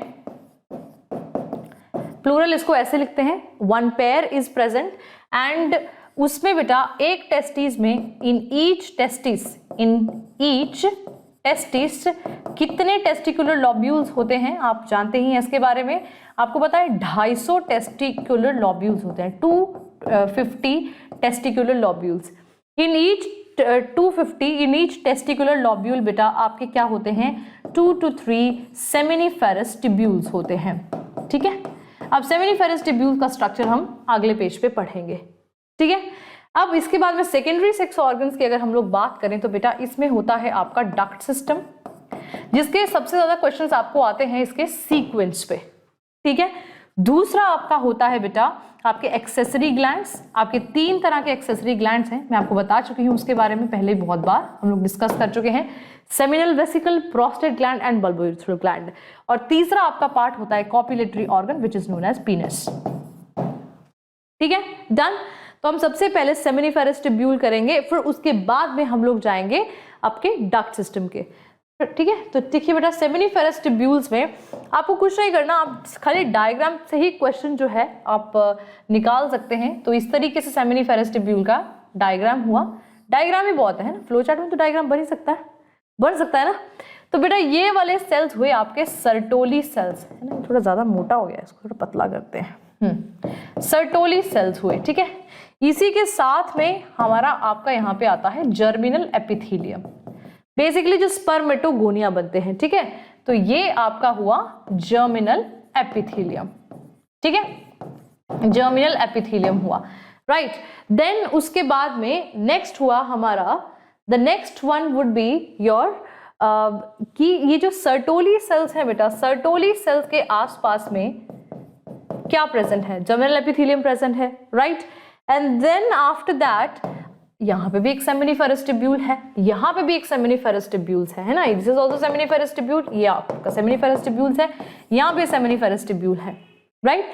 इसके बीच में जो स्पेस है इसमें कौन तरह के सेल्स प्रेजेंट होंगे, इनको हम कहते हैं लेडिक्स सेल्स, ठीक है, लेडिक्स सेल्स। तो लेडिक्स सेल्स बेटा मैं आपको बता दूं कि ये क्या करते हैं, ये आपके प्रोड्यूस करते हैं टेस्टोस्टेरोन या एंड्रोजन जिसको हम लोग कहते हैं, ठीक है। और दूसरा क्वेश्चन आपका ये बनता है कि सर्टोली सेल्स जो हैं वो क्या करते हैं बेटा, it provide nourishment to the sperms, freshly formed sperms, ठीक है, डन हो गया। सर्टोली सेल्स सेमिनिफेरस ट्यूब्यूल्स के अंदर, लेडिक सेल्स के बाहर। आई थिंक इतना काफी है। यहाँ पे जर्मिनल एपिथेलियम आपके स्पर्मेटोगोनिया हुए जो आपके अल्टीमेटली स्पर्म प्रोड्यूस करेंगे और यहाँ पे स्पर्म जो है वो प्रोड्यूस हो जाएगा, ठीक है। ये सारी प्रोसेस डिटेल में आपको पढ़ने को मिलती है स्पर्मेटोजेनेसिस में। तो स्पर्मेटोजेनेसिस बेटा एक बहुत ही इंटरेस्टिंग एक आपकी प्रोसेस है, देखो कैसे बनता है वो। सबसे पहले होते हैं स्पर्मेटोगोनिया, स्पर्मेटोगोनिया है ना, आपने यही पढ़ा ना, अभी तो उसको पढ़ लेते हैं यहाँ पे कि कैसे कैसे काम करता है ये। आपको एक मेमोरिक याद रखना है, गो साइकिल टिल जू, ठीक है। तो सबसे पहले गो से बना स्पर्मेटोगोनिया जो कि होगा डिप्लॉयड, याद रखना है इस बात को। फिर उसके बाद में बेटा इसके बहुत सारे आपको पता है माइटोसिस डिविजन्स हो रही होती हैं यहाँ पे, और माइटोसिस डिविजन्स के बाद में बेटा ये बनाते हैं आपके प्राइमरी स्पर्मेटोसाइट्स। बहुत सारे प्राइमरी स्पर्मेटोसाइट बनते हैं लेकिन एक क्या हो जाता है, सिलेक्ट हो जाता है। प्राइमरी स्पर्मेटोसाइट ये भी डिप्लॉयड होता है, इसमें आपकी मियोसिस डिवीजन होती है, मियोसिस 1 ये बनाता है सेकेंडरी स्पर्मेटोसाइट। जैसे ही सेकेंडरी स्पर्मेटोसाइट बनता है, अभी हैप्लॉयड होगा कि डिप्लॉयड, ये होगा हैप्लॉयड, ठीक है। एंड इसके बाद में आपके क्या बनेंगे बेटा, दो ऑफ कोर्स दो बनेंगे आपके, इधर भी बनेगा एक इधर भी बनेगा secondary spermatocyte, and then they will divide further, ऐसे करके डिवाइड करेंगे और ये बनाएंगे आपके स्पर्मेटिड्स। क्या बनाएंगे, स्पर्मेटिड्स। और स्पर्मेटिड्स कैसे दिखते हैं, बिल्कुल ऐसे दिखते हैं, ऐसे, इनमें कोई टेल नहीं होती। स्पर्मेटिड्स को स्पर्मेटोजोआ में कन्वर्ट कर दिया जाता है। इस प्रोसेस को हम कहते हैं स्पर्मियोजेनेसिस, इसको ध्यान में रखना है आपने, ठीक है, स्पर्मियोजेनेसिस, जब इसकी पूछ आ जाती है, ठीक है। तो ये स्पर्म्स की क्या आ गई। तो क्वेश्चन आपको यहां से ऐसे भी आता है कि एक स्पर्मेटोगोनिया कितने स्पर्म्स बनाता है, तो देखो 4 स्पर्म्स बना रहा है, चारों हैप्लॉइड, ठीक है। इस प्रोसेस को हम स्पर्मियोजेनेसिस कहते हैं। और अगर हम पीछे स्लाइड पे जाएं, एक और प्रोसेस होती है जिसको हम स्पर्मिएशन कहते हैं। वो क्या होता है बेटा, सर्टोली सेल्स में ना यहाँ पे स्पर्म्स के हेड जो है वो एम्बेडेड होते हैं। एक टाइम आता है कि सर्टोली सेल्स के हेड्स को रिलीज कर देते हैं और ये स्पर्म कैविटी में आ जाते हैं, इसको हम कहते हैं स्पर्मिएशन, ठीक है, ये ध्यान में रखना है आपने। तो यहाँ पे आपने एक ओवरव्यू ले लिया कि कैसे क्या होता है। अब आगे चलते हैं बेटा डक्ट सिस्टम पे, कि मेल रिप्रोडक्टिव सिस्टम का डक्ट सिस्टम क्या है। तो बेटा देखो डक्ट सिस्टम में अगर हम लोग देखें, आपको एक सीक्वेंस याद रखना है, Ravi was joining easy universe, ठीक है। अगर आपको ये याद हो गया तो आपकी बहुत सारी प्रॉब्लम सॉल्व हो जाएंगी। देखो कैसे, अब देखो आर से बेटा क्या बना, रीटी टेस्टिस, आर से बना रीटी टेस्टिस, ठीक है। सबसे पहले स्पर्म आता है रीटी टेस्टिस में, फिर ट्रांसफर होता है वैस या वैसा एफ्रेंशिया में, ठीक है, वैसा efferentia the second step. Third step में आपका आता है एपिडिडाइमिस, ठीक है, यहां पे स्पर्म आता है। देन उसके बाद में आता है वैस डिफरेंस में, देखते जाना है ना कैसे आपको हेल्प कर रहा है। फिर द वैस difference joins the duct of seminal vesicle, है ना, सेमिनल वेसिकल के डक्ट को ज्वाइन करता है बिकॉज वो भी कुछ सिक्रीट कर रहा है। फिर ये दोनों मिलके इजैक्यूलेटरी डक्ट जो है, इजैक्यूलेटरी डक्ट जो है ज्वाइन करके यूनिवर्स से क्या बना, यूरीथ्रा, इसको ज्वाइन कर देते हैं। तो ये आपका सीक्वेंस है, ये आपको याद रखना है, स्पर्म का फ्लो है ये, ठीक है। डन हो गया ना ये, दिस इज ऑल्सो डन। चलिए आगे चलते हैं। 3 एक्सेसरी ग्लैंड्स हैं आपके, आपको पता है, सेमिनल वेसिकल है, कॉपर्स ग्लैंड है एंड प्रोस्टेट ग्लैंड है। सेमिनल वेसिकल अगर आपको कोई कहे तो क्या करता है, नरिशमेंट प्रोवाइड करता है, किसको, स्पर्म्स को। कौन सा शुगर होता है उसमें, फ्रक्टोज होता है। प्रोस्टेट ग्लैंड क्या करता है, मोटिलिटी प्रोवाइड करता है, प्रोस्टाग्लैंडिन्स होता है उसमें बहुत ज्यादा। थर्ड वाला आपका कॉपर्स ग्लैंड क्या करता है, अल्कलिनिटी प्रोवाइड करता है यूरिथ्रा को। और बेटा आपका क्या प्रोवाइड करता है, लुब्रिकेशन ड्यूरिंग द कॉपुलेशन, ठीक है। डन। आई थिंक इतना आपके लिए बहुत है स्पर्मेटोजेनेसिस में और मेल रिप्रोडक्टिव सिस्टम में। Moving on to the female reproductive system, ये आपका काफी लंबा रहता है, फीमेल रिप्रोडक्टिव सिस्टम। तो देखें बेटा, फीमेल रिप्रोडक्टिव सिस्टम में अगेन ये दो ही, मैं दोबारा फ्लो चार्ट नहीं बनाऊंगी because we already know that कि एक प्राइमरी सेक्स ऑर्गन्स हुए, एक सेकेंडरी सेक्स ऑर्गन्स हुए। अब हमने इसमें देखना है जो प्राइमरी सेक्स ऑर्गन्स है वो क्या है, आपकी ओवरी। ओवरी में 2 पार्ट हैं, एक है आपका कॉर्टेक्स और एक है मेडुला। तो मेडुला पार्ट में तो बेटा सिर्फ और सिर्फ ब्लड वेसल्स हैं। कॉर्टेक्स पार्ट में जो है, यहां पे आपके जो फॉलिकल्स हैं वो ग्रो होते हैं। तो सबसे पहला फॉलिकल कौन सा होता है, आपका प्राइमरी फॉलिकल, ठीक है। इसके अंदर जो प्राइमरी oocyte है ना, वैसे oogenesis वैसे ही सेम चलेगी, है ना, थोड़ा डिफरेंस होगा कि वहां पे 4 स्पर्म बनते हैं, oogonia से यहाँ पे सिर्फ 1 ओवम बनेगा, बाकी 3 क्या होंगी, पोलर बॉडीज होंगी, ठीक है। तो प्राइमरी फॉलिकल बना, प्राइमरी फॉलिकल के बाद में बेटा आपका सेकेंडरी फॉलिकल बना, है ना। सेकेंडरी फॉलिकल के बाद आपका टर्शरी फॉलिकल बना। अब यहां से एक अच्छा क्वेश्चन निकल के आता है कि यार जो एंट्रम होता है वो किस में दिखता है, तो एंट्रम बेटा आपका दिखता है टर्शरी फॉलिकल में। कौन सा oocyte होता है, प्राइमरी oocyte ओनली, ठीक है। फिर टर्शरी फॉलिकल के बाद में बेटा आपका बनता है ग्राफियन फॉलिकल। ग्राफियन फॉलिकल जब पूरा रप्चर हो जाता है, रप्चर होता है तो बेटा क्या होती है, ओव्यूलेशन हो जाती है। तो यहाँ पे एग इज रिलीज्ड, कौन सा फॉर्म है, सेकेंडरी oocyte जो है वो रिलीज हो जाता है। और जो एम्प्टी ग्राफियन फॉलिकल बनता है वो क्या बनता है, आपका कॉर्पस ल्यूटियम, येलो बॉडी, ठीक है। और कॉर्पस ल्यूटियम कौन सा हार्मोन रिलीज करता है, आपको पता है, प्रोजेस्टेरॉन। तो ये कहानी आपको यहां से क्लियर हो जानी चाहिए, ठीक है। डन हो गया। तो ये फीमेल रिप्रोडक्टिव सिस्टम का मेन पार्ट का ओवरव्यू हो गया।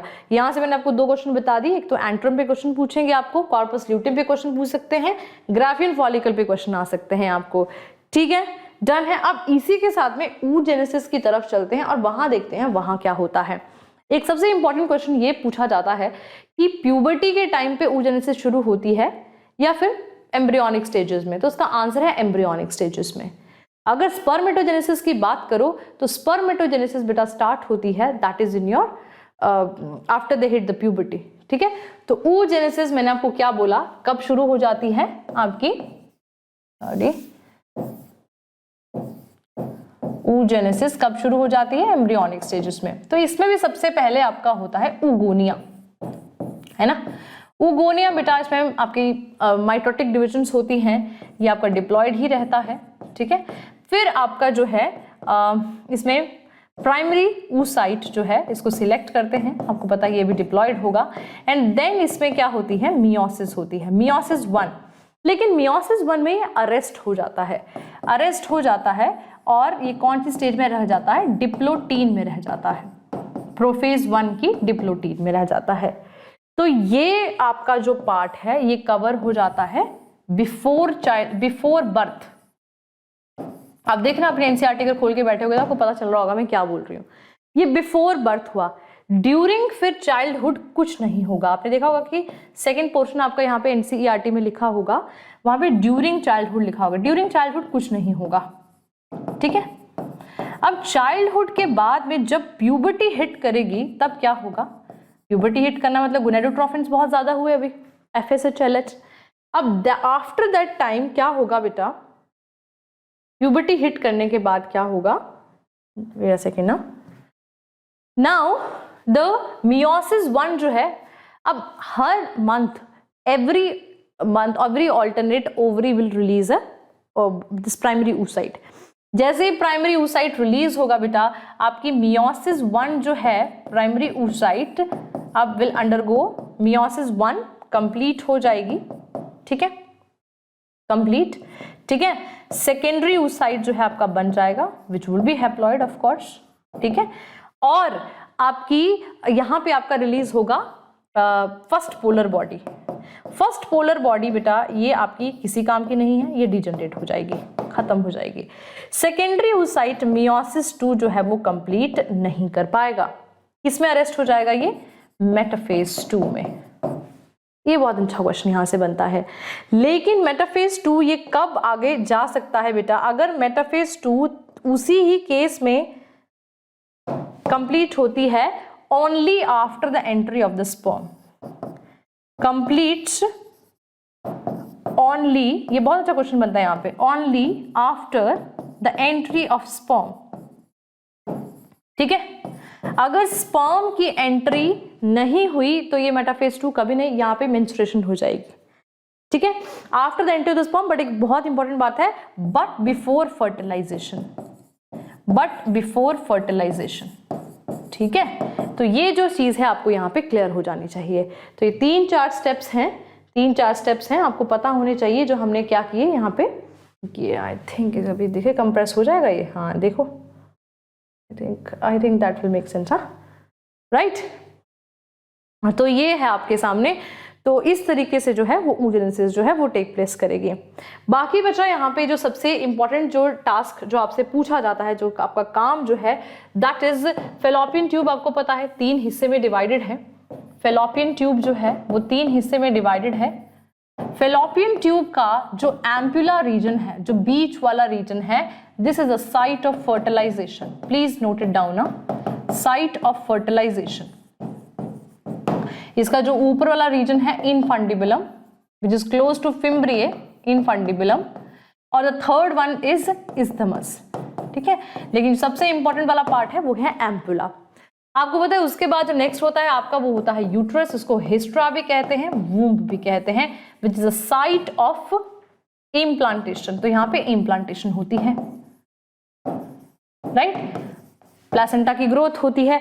यहाँ पे 3 लेयर्स होती हैं, उसमें खाली एक लेयर ऐसी होती है एंडोमीट्रियम, जो कि साइक्लिक चेंजेस के अंडरगो जाती है, साइक्लिक चेंजेस, ठीक है।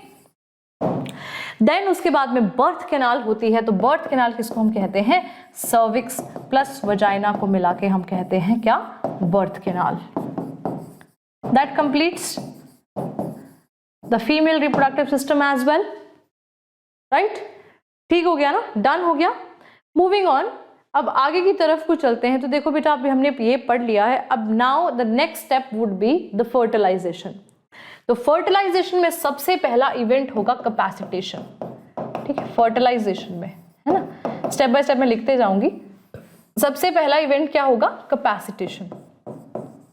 कैपेसिटेशन आपको पता है, यहाँ पे क्वेश्चन ये पूछा जाता है कि कहाँ पे टेक प्लेस जो है वो करती है। सो आपको पता है capacitation occurs in female reproductive tract where the sperm is capacitated to fertilize the ovum। अभी कैपेसिटेशन हो गया, ठीक है। उसके बाद में सीरीज ऑफ रिएक्शंस होते हैं, जैसे आपको पता है फिर ये एक्रोसोमल रिएक्शन होगा। जितने भी एक्रोसोम में आपके एंजाइम प्रेजेंट हैं वो जोना पेलिसिडा को, कोरोना रेडिएटा को ब्रेक करने की कोशिश करेंगे, एक्रोसोमल रिएक्शन। फिर आपका कॉर्टिकल रिएक्शन होगा, हाँ, कॉर्टिकल रिएक्शन में आपको पता है पॉलीस्पर्मी का ब्लॉक लगेगा, slow block to polyspermy, permanent block to polyspermy, ठीक है।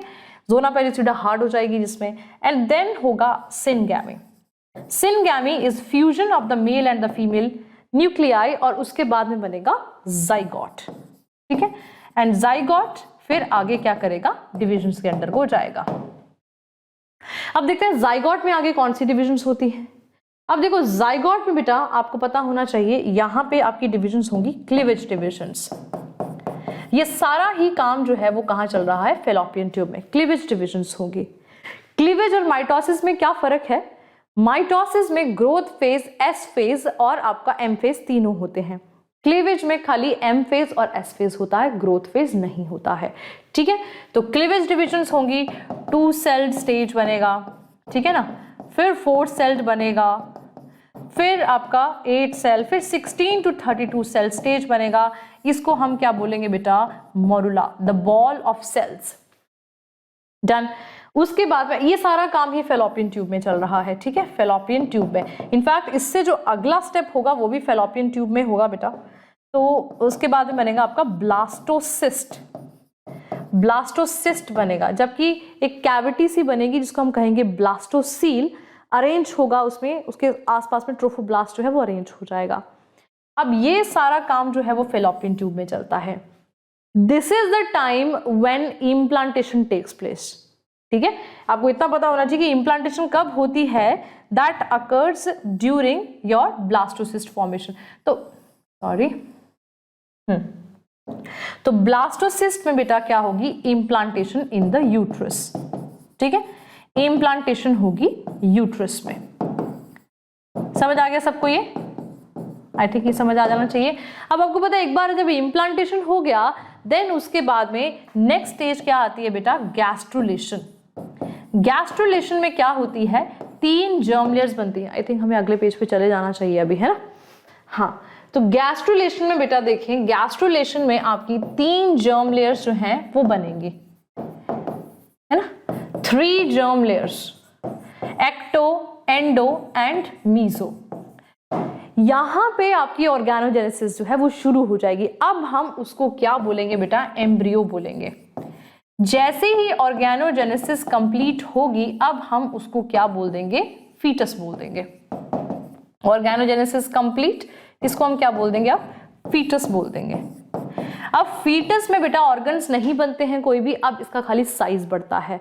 जैसे ही साइज बन के 9 मंथ तक कंप्लीट हुआ, then parturition happens.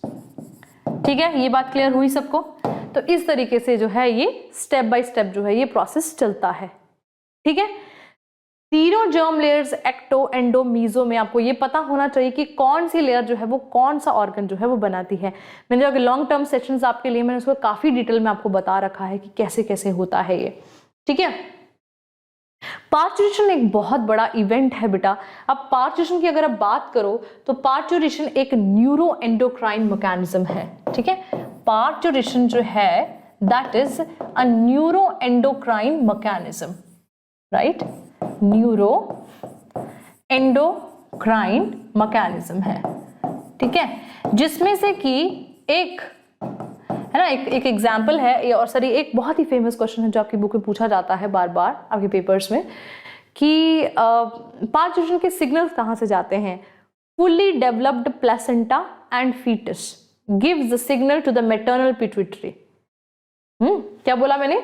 Fully developed foetus, fully developed foetus and placenta, है ना, ये क्या करते हैं? मैटरनल पिट्यूटरी को सिग्नल देते हैं। मैटरनल पिट्यूटरी जैसे ही एक्टिवेट होता है, आपको पता है वहां से क्या रिलीज होता है? ऑक्सीटोसिन रिलीज होता है। ऑक्सीटोसिन जैसे ही रिलीज होता है, कॉन्ट्रैक्शंस होती हैं। जैसे ही कॉन्ट्रैक्शन रिलीज होती हैं, आपके हाइपोथैलेमस को एक मैसेज जाता है। हाइपोथैलेमस जाके क्या करता है? फिर से पिट्यूटरी को क्या करता है? एक्टिवेट। और ये पॉजिटिव फीडबैक लूप जो है यहाँ पे चलता है, पॉजिटिव फीडबैक लूप। और ये तब तक चलता है जब तक कि फीटस इज इजेक्टेड आउट। और जैसे ही फीटस को इजेक्ट कर दिया तो उसको, इस सारे प्रोसेस को हम क्या कहते हैं? Foetal ejection reflex. और जैसे ही the foetus is ejected out, it is known as the parturition. ठीक है, done? I think it is clear. उसके बाद में एक छोटा सा टॉपिक है लैक्टेशन। तो बेटा लैक्टेशन आपको पता है इसमें 2 हार्मोन्स मेजरली इन्वॉल्व हैं, that is prolactin and your 2 hormone नहीं होंगे इसमें, हाँ ऑक्सीटोसिन, यस 2 हार्मोन्स हैं। Prolactin will help the production of the milk in the mammary glands during pregnancy. Oxytocin will help in injection of the milk after the birth of the child. 2 hormones बहुत important हैं। बाकी एक रहा sequence की किसके बाद में क्या प्रेजेंट होता है, आप अगर आप NCERT खोलोगे उसमें तो आपको सीक्वेंस आराम से दिख जाएगा वहां पे कि किसके बाद में क्या प्रेजेंट होता है। डन। तो ये एक ओवरव्यू बेटा मैंने आपको दे दिया है। एंड क्यों मैंने इसको इतना फास्ट पढ़ा है, बिकॉज हमने काफी बार इसको पढ़ लिया है ना। अभी हमने CBSE रात्रि किया था तब भी इसको हमने बहुत अच्छे से पढ़ा था। ठीक है, आगे की तरफ को चलते हैं बेटा, और हमारा दूसरा चैप्टर जो है दैट इज रिप्रोडक्टिव हेल्थ। ठीक है, जो सेकेंड चैप्टर हुआ हमारा that is your reproductive health. ठीक है, रिप्रोडक्टिव हेल्थ। रिप्रोडक्टिव हेल्थ बेटा नाम में ही हमारा मतलब छुपा हुआ है। तो सबसे पहले आपको हेल्थ की डेफिनेशन पता होनी चाहिए WHO की। सो WHO क्या बोलता है, physical, mental and social wellbeing of a person. Similarly reproductive health के लिए भी सेम डेफिनेशन इंप्लाई होती है, physical, mental and social reproductive health of a person, the person is healthy, right. तो एनीवेज अब आगे चलते हैं बेटा, और इसमें आपके 2-3 टॉपिक हैं जो आपने पढ़ने हैं। दैट इज एक है आपका RCH फैमिली प्लानिंग, है ना। फैमिली प्लानिंग 1951 में लॉन्च किया गया है ना, 1951 में लॉन्च किया। India was a country which who launched it for the very first time 1951 में। ठीक है, रिप्रोडक्टिव चाइल्ड हेल्थ केयर, इसमें एडोलेसेंट्स को भी रखा है, बच्चों को भी रखा है, राइट। नेक्स्ट है आपका बेटा पॉपुलेशन एक्सप्लोजन। क्यों हो रही है पॉपुलेशन एक्सप्लोजन, आपको इसके कारण पता होने चाहिए। ठीक है, तो देखो मेडिकल साइंस जब से डेवलप हुई है तब से किस किस में कमी आई है? IMR इन्फेंट मोर्टेलिटी रेट में कमी आई है, MMR इसमें भी कमी आई है, मैटरनल मोर्टेलिटी रेट में, क्योंकि मेडिकल साइंसेस जो है वो ज्यादा हो गए। और हमारा जो है वो पिरामिड स्ट्रक्चर है हमारी कंट्री का, हमारे देश का, जिसमें आपकी ये प्री रिप्रोडक्टिव है, ये रिप्रोडक्टिव पॉपुलेशन है, और ये पोस्ट रिप्रोडक्टिव जो है पॉपुलेशन है। जिस देश का आज से पिरामिड ग्रोथ होती है तो वो देश की पॉपुलेशन बढ़ना जो है वो फिक्स्ड है। वाई? बिकॉज प्री रिप्रोडक्टिव अब रिप्रोडक्टिव बनने वाली, और देखो कितना चंक है उसका। ठीक है, अच्छा, तो अब इसी तरह से हम जाते हैं, एक टेक्निक है हमारी जिसको हम कहते हैं एमनियोसिंथेसिस। तो एमनियोसिंथेसिस बेटा एक ऐसी टेक्निक है, आपकी NCERT इसको बताती है कि इस पे स्टैट्यूटरी बैन लगा दिया गया है। इसका जो मेन पर्पस था to detect the genetic disorders. Examples भी दिए आपके NCERT में, उसको पढ़ लेना, डाउन सिंड्रोम्स वगैरह। लेकिन इसका मिसयूज किया गया और फीमेल फिटिसाइड हुआ। मिसयूज किसके लिए? फीमेल फिटिसाइड के लिए। इसीलिए इसको गवर्नमेंट ने क्या कर दिया है? बैन कर दिया है। ठीक है, डन। बहुत ज्यादा ही लीगल उसकी जरूरत पड़ती है तभी जाके ये जो होता है इसको मानते हैं, अदरवाइज इसको नहीं मानते हैं। ठीक है, और स्ट्रिक्ट लीगल एक्शन लिए जाते हैं, जेल हो सकती है, फाइन और पड़ सकता है, और भी बहुत सारी जो है क्रिमिनल एक्ट जो है वो लगते हैं। ठीक है, तो ये हुआ एक पार्ट इसका।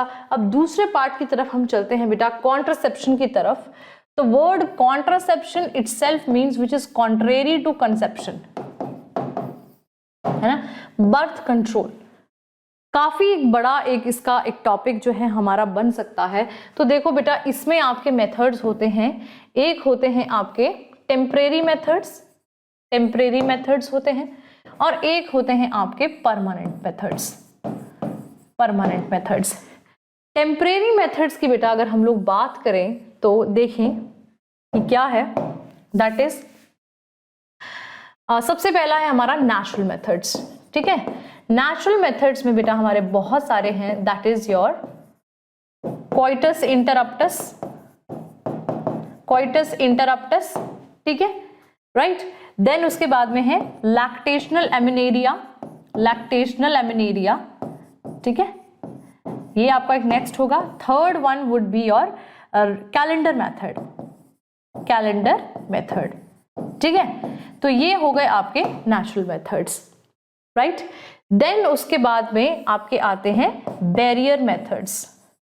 तो बैरियर मेथड्स में बेटा अगर हम लोग देखें, बैरियर मेथड्स में आपके सबसे पहले आएंगे कॉन्डम्स। ठीक है, पहले आएंगे condoms, right, male condoms. Then the femidoms, the female condoms. Then आपके आगे आएंगे सर्विकल कैप्स और वॉल्ट्स और डायफ्राम्स। ठीक है, तो ये आ गए आपके बैरियर मेथड्स। अगर इनको स्पर्मिसाइडल्स के साथ में यूज किया जाए तो ये ज्यादा इफेक्टिव होते हैं। इसमें से यही तो ऐसे हैं जो STI से प्रोटेक्शन जो है प्रोवाइड करते हैं, अदरवाइज कोई और जो है वो प्रोटेक्शन प्रोवाइड नहीं करता है।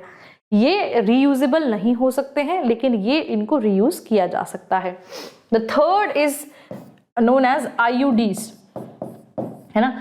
IUDs की बेटा अगर हम लोग बात करें तो IUDs जो हैं आपके, they are the most commonly used contraceptive methods in India. इसमें आपको क्वेश्चंस किस पे आते हैं कि कितने टाइप के हैं, जैसे कि आपके कॉपर रिलीजिंग है, ठीक है, जैसे copper 7, copper T, copper releasing, ठीक है। दूसरा है आपके lipase loop non medicated, lipase loop non medicated, ठीक है।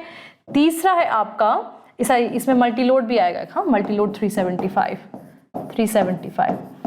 तीसरा आपका हार्मोन रिलीजिंग, जिसको हम कहते हैं LNG-20 और प्रोजेस्टासर्ट, ठीक है। तो ये आपके कुछ एक IUDs हैं और ये इसके नाम हैं बेटा, इस पे काफी ज्यादा क्वेश्चंस जो हैं वो देखे गए हैं, ठीक है। इसके अलावा एक और टाइप होता है जिसको हम कहते हैं इम्प्लांट्स, है ना, नॉर प्लांट्स या इंजेक्शंस, नॉर प्लांट्स या होंगे आपके इंजेक्शंस, है ना, इंजेक्टेबल्स जिसको हम कहते हैं। तो that is there. Next the last one would be the oral pills, है ना, ओरल पिल्स होंगे, द ओरल पिल्स। और ओरल पिल्स जो होंगे बेटा वो आपके दो तरीके के होंगे, एक होंगे हार्मोनल और एक होंगे नॉन हार्मोनल, ठीक है। तो हार्मोनल में बेटा जिसमें प्रोजेस्टेरॉन जो है वो बहुत ज्यादा मात्रा में प्रेजेंट होगा। आपको पता है प्रोजेस्टेरॉन प्रिवेंट्स द ओव्यूलेशन, ठीक है। तो हार्मोनल में आपके होंगे जैसे कॉम्बिनेशन पिल्स हो सकते हैं, मतलब प्रोजेस्टेरॉन एस्ट्रोजन दोनों, और प्रोजेस्टेरॉन ओनली पिल्स हो सकते हैं। तो इसमें आपके माला N एंड माला D, है ना, माला N माला D, ये आपकी एवरीडे पिल होती है। और एक तरफ है नॉन हार्मोनल जिसमें होगा Saheli, once in a week pill, non hormonal Saheli, which is a non-steroidal pill and once in a week pill, very less side effects. This was discovered by CDRI Lucknow, Central Drug Research Institute of India. तो वहां इसको जो है वो develop किया गया था पहली बार इंडियन साइंटिस्ट ने, और ये नॉन हार्मोनल पिल है, राइट, ठीक है। तो आई थिंक ये हमने जो है ये वाला पार्ट जो है वो कवर कर लिया। और अब आइए देखते हैं कि दूसरी और हमारा कौन सा पार्ट था, that is your permanent method. तो परमानेंट मेथड्स की बेटा अगर हम लोग बात करें तो हमारे पास दो हैं, और परमानेंट इसको क्यों कहते हैं, इसकी रिवर्सिबिलिटी बहुत पुअर है। दो है, एक है वैसेक्टमी, एक्टमी वर्ड किसी के साथ में जुड़ जाए तो मतलब वो कट करते हैं, वैस डिफरेंस को कट करते हैं, तो ये होगा मेल में और टाई कर देते हैं। एंड दूसरी तरफ है ट्यूबेक्टमी, जो कि है फीमेल्स में, फेलोपियन ट्यूब को क्या करते हैं, कट करते हैं और टाई कर देते हैं। टर्मिनल मेथड जिसकी रिवर्सिबिलिटी बहुत पुअर है। इसको थोड़ा छोटा करें, आई think it will be visible, या बहुत ही कम हो जाएगा। हाँ, तो ये हैंड नोट्स आपको मैं शेयर कर दूंगी, हाँ, इस पे टेलीग्राम ग्रुप पे, तो वहाँ पे देख लेना उसको। सो आई थिंक ये आपको क्लियर हो गया होगा। यहाँ तक मैंने आपको पढ़ा दिया इतना ही, हमने काफ़ी बार पढ़ लिया है यार इसको, तो आई एम अज्यूमिंग कि तुम्हारा ये टॉपिक बहुत ही अच्छा होगा, अभी तक हो गया हुआ, ठीक है यार। इसके अलावा एक और हमारा टॉपिक है, दैट इज MTP। तो MTP की अगर हम लोग बात करते हैं, मेडिकल टर्मिनेशन ऑफ प्रेगनेंसी, जिसको हम इंड्यूस्ड अबॉर्शन के नाम से भी जानते हैं। तो इसमें सबसे ज्यादा क्वेश्चन जो आपको पूछा जाता है कि भाई ये कब तक सेफ होती है, up to 12 weeks, first trimester तक ये सेफ होती है, इसको सेफ कंसीडर करते हैं। लेकिन आफ्टर 12 वीक्स जो है बेटा, ये जो है वो डेंजरस हो सकती है, वहां पे 2 डॉक्टर्स का ओपिनियन जो है वो चाहिए होता है। तो ये चीज आपको यहाँ पे पता होनी चाहिए, ठीक है। बाकी इस चैप्टर में आगे आपके आते हैं STIs। STIs जो है बेटा आपके, ये 2 तरीके में आपके 2 हिस्सों में डिवाइडेड हैं। एक होगा आपका बैक्टीरियल और एक होगा वायरल। तो इसके आपको नाम पता होने चाहिए, बैक्टीरियल एंड वायरल, ये मैं आप तक छोड़ रही हूँ। आपको कॉजेटिव एजेंट के साथ में इसके नाम पता होने चाहिए, साथ ही साथ ऐसे बैक्टीरियल वायरल डिजीज जो कि नॉन क्योरेबल है, ठीक है, तो वो आपको पता होने चाहिए। So I am leaving it up to you, ये तुम खुद करोगे। We have discussed it like 100 of times, right. आगे चलते हैं, आगे आप चलते हैं the major important part of this chapter that is infertility. उसमें आपका है ART, assisted reproductive technologies, right. तो इसको अगर हम लोगों ने डिवाइड करना हो बेटा तो दो हिस्से में हम लोग इसको अच्छे से डिवाइड कर सकते हैं, दो नहीं बहुत सारे हिस्से हैं, बट चलो in vitro and in vivo में कर सकते हैं, इन विट्रो और इन विवो में कर सकते हैं।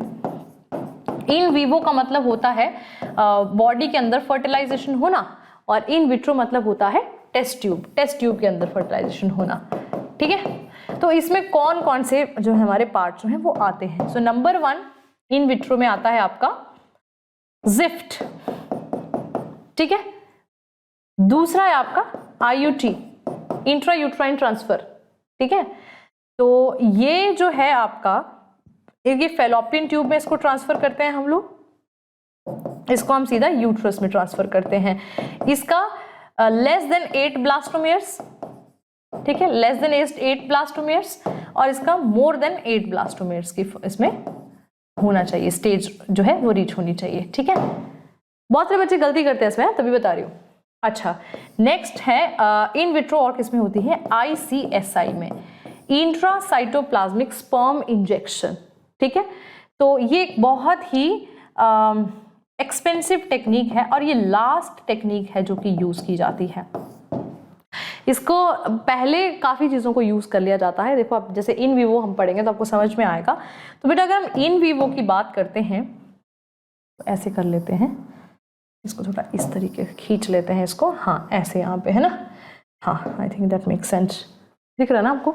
हाँ, इन विवो फर्टिलाइजेशन सबसे पहला बेटा किसमें होती है, AI, artificial insemination, transfer of the sperms into the female reproductive tract. तो ऑफ कोर्स इसमें स्पर्म को ट्रांसफर कर रहे हैं, तो ये दो तरीके से हो सकती है, आइदर बाय हस्बैंड और AID आइदर बाय डोनर, ठीक है। इन विवो फर्टिलाइजेशन है। दूसरा आपका गिफ्ट, गैमीट इंट्राफेलोपियन ट्रांसफर, ठीक है, तो इसमें भी इन विवो फर्टिलाइजेशन हो रही है, ठीक है। तीसरा आपका होता है, तीसरा है भी कोई, या मुझे ऐसे ही तो नहीं याद रह गया, I think that would be it, है ना। सो AIE and AIH, AID and gift जो है, इसमें आपकी इन विवो फर्टिलाइजेशन जो है वो होती है, ठीक है। काफी ज्यादा क्वेश्चंस बेटा इस पे बनते हैं, तो आपको ये पता होना चाहिए जैसे किस सीक्वेंस में यूज होता है इनफर्टिलिटी। हाँ, तो ऐसे कपल्स जो कि after even the sexual intercourse of regular intercourse of 2 years without protection they're not able to conceive, इनको हम डालते हैं infertility के केस में, ठीक है। तो सबसे पहले हम artificial insemination ट्राई करते हैं, ठीक है, where the husband के स्पर्म्स को या डोनर के स्पर्म्स को इंजेक्ट किया। if that doesn't work then gift try करते हैं, that doesn't work then zift पे आते हैं, that doesn't work IUT पे, लास्टली हम लोग ICSI पे आते हैं। आई थिंक एक क्वेश्चन था, आई थिंक बहुत साल पहले पेपर में, ठीक है। तो इस तरीके से जो है बेटा आपको ये पता होना चाहिए कि ये कैसे काम करती है, ART, राइट। तो I think this was the last topic of this chapter. तो अभी तक हमने 5 चैप्टर्स जो हैं वो कंप्लीट कर लिए हैं। ये लास्ट वाले चैप्टर मैंने कुछ थोड़ा जल्दी पढ़ाए हैं क्योंकि हमने इसको काफ़ी बार पहले भी पढ़ लिया है। सो अभी आपको क्या करना है, इसके बाद अभी आपको क्वेश्चन सॉल्व करने हैं बहुत ज़्यादा।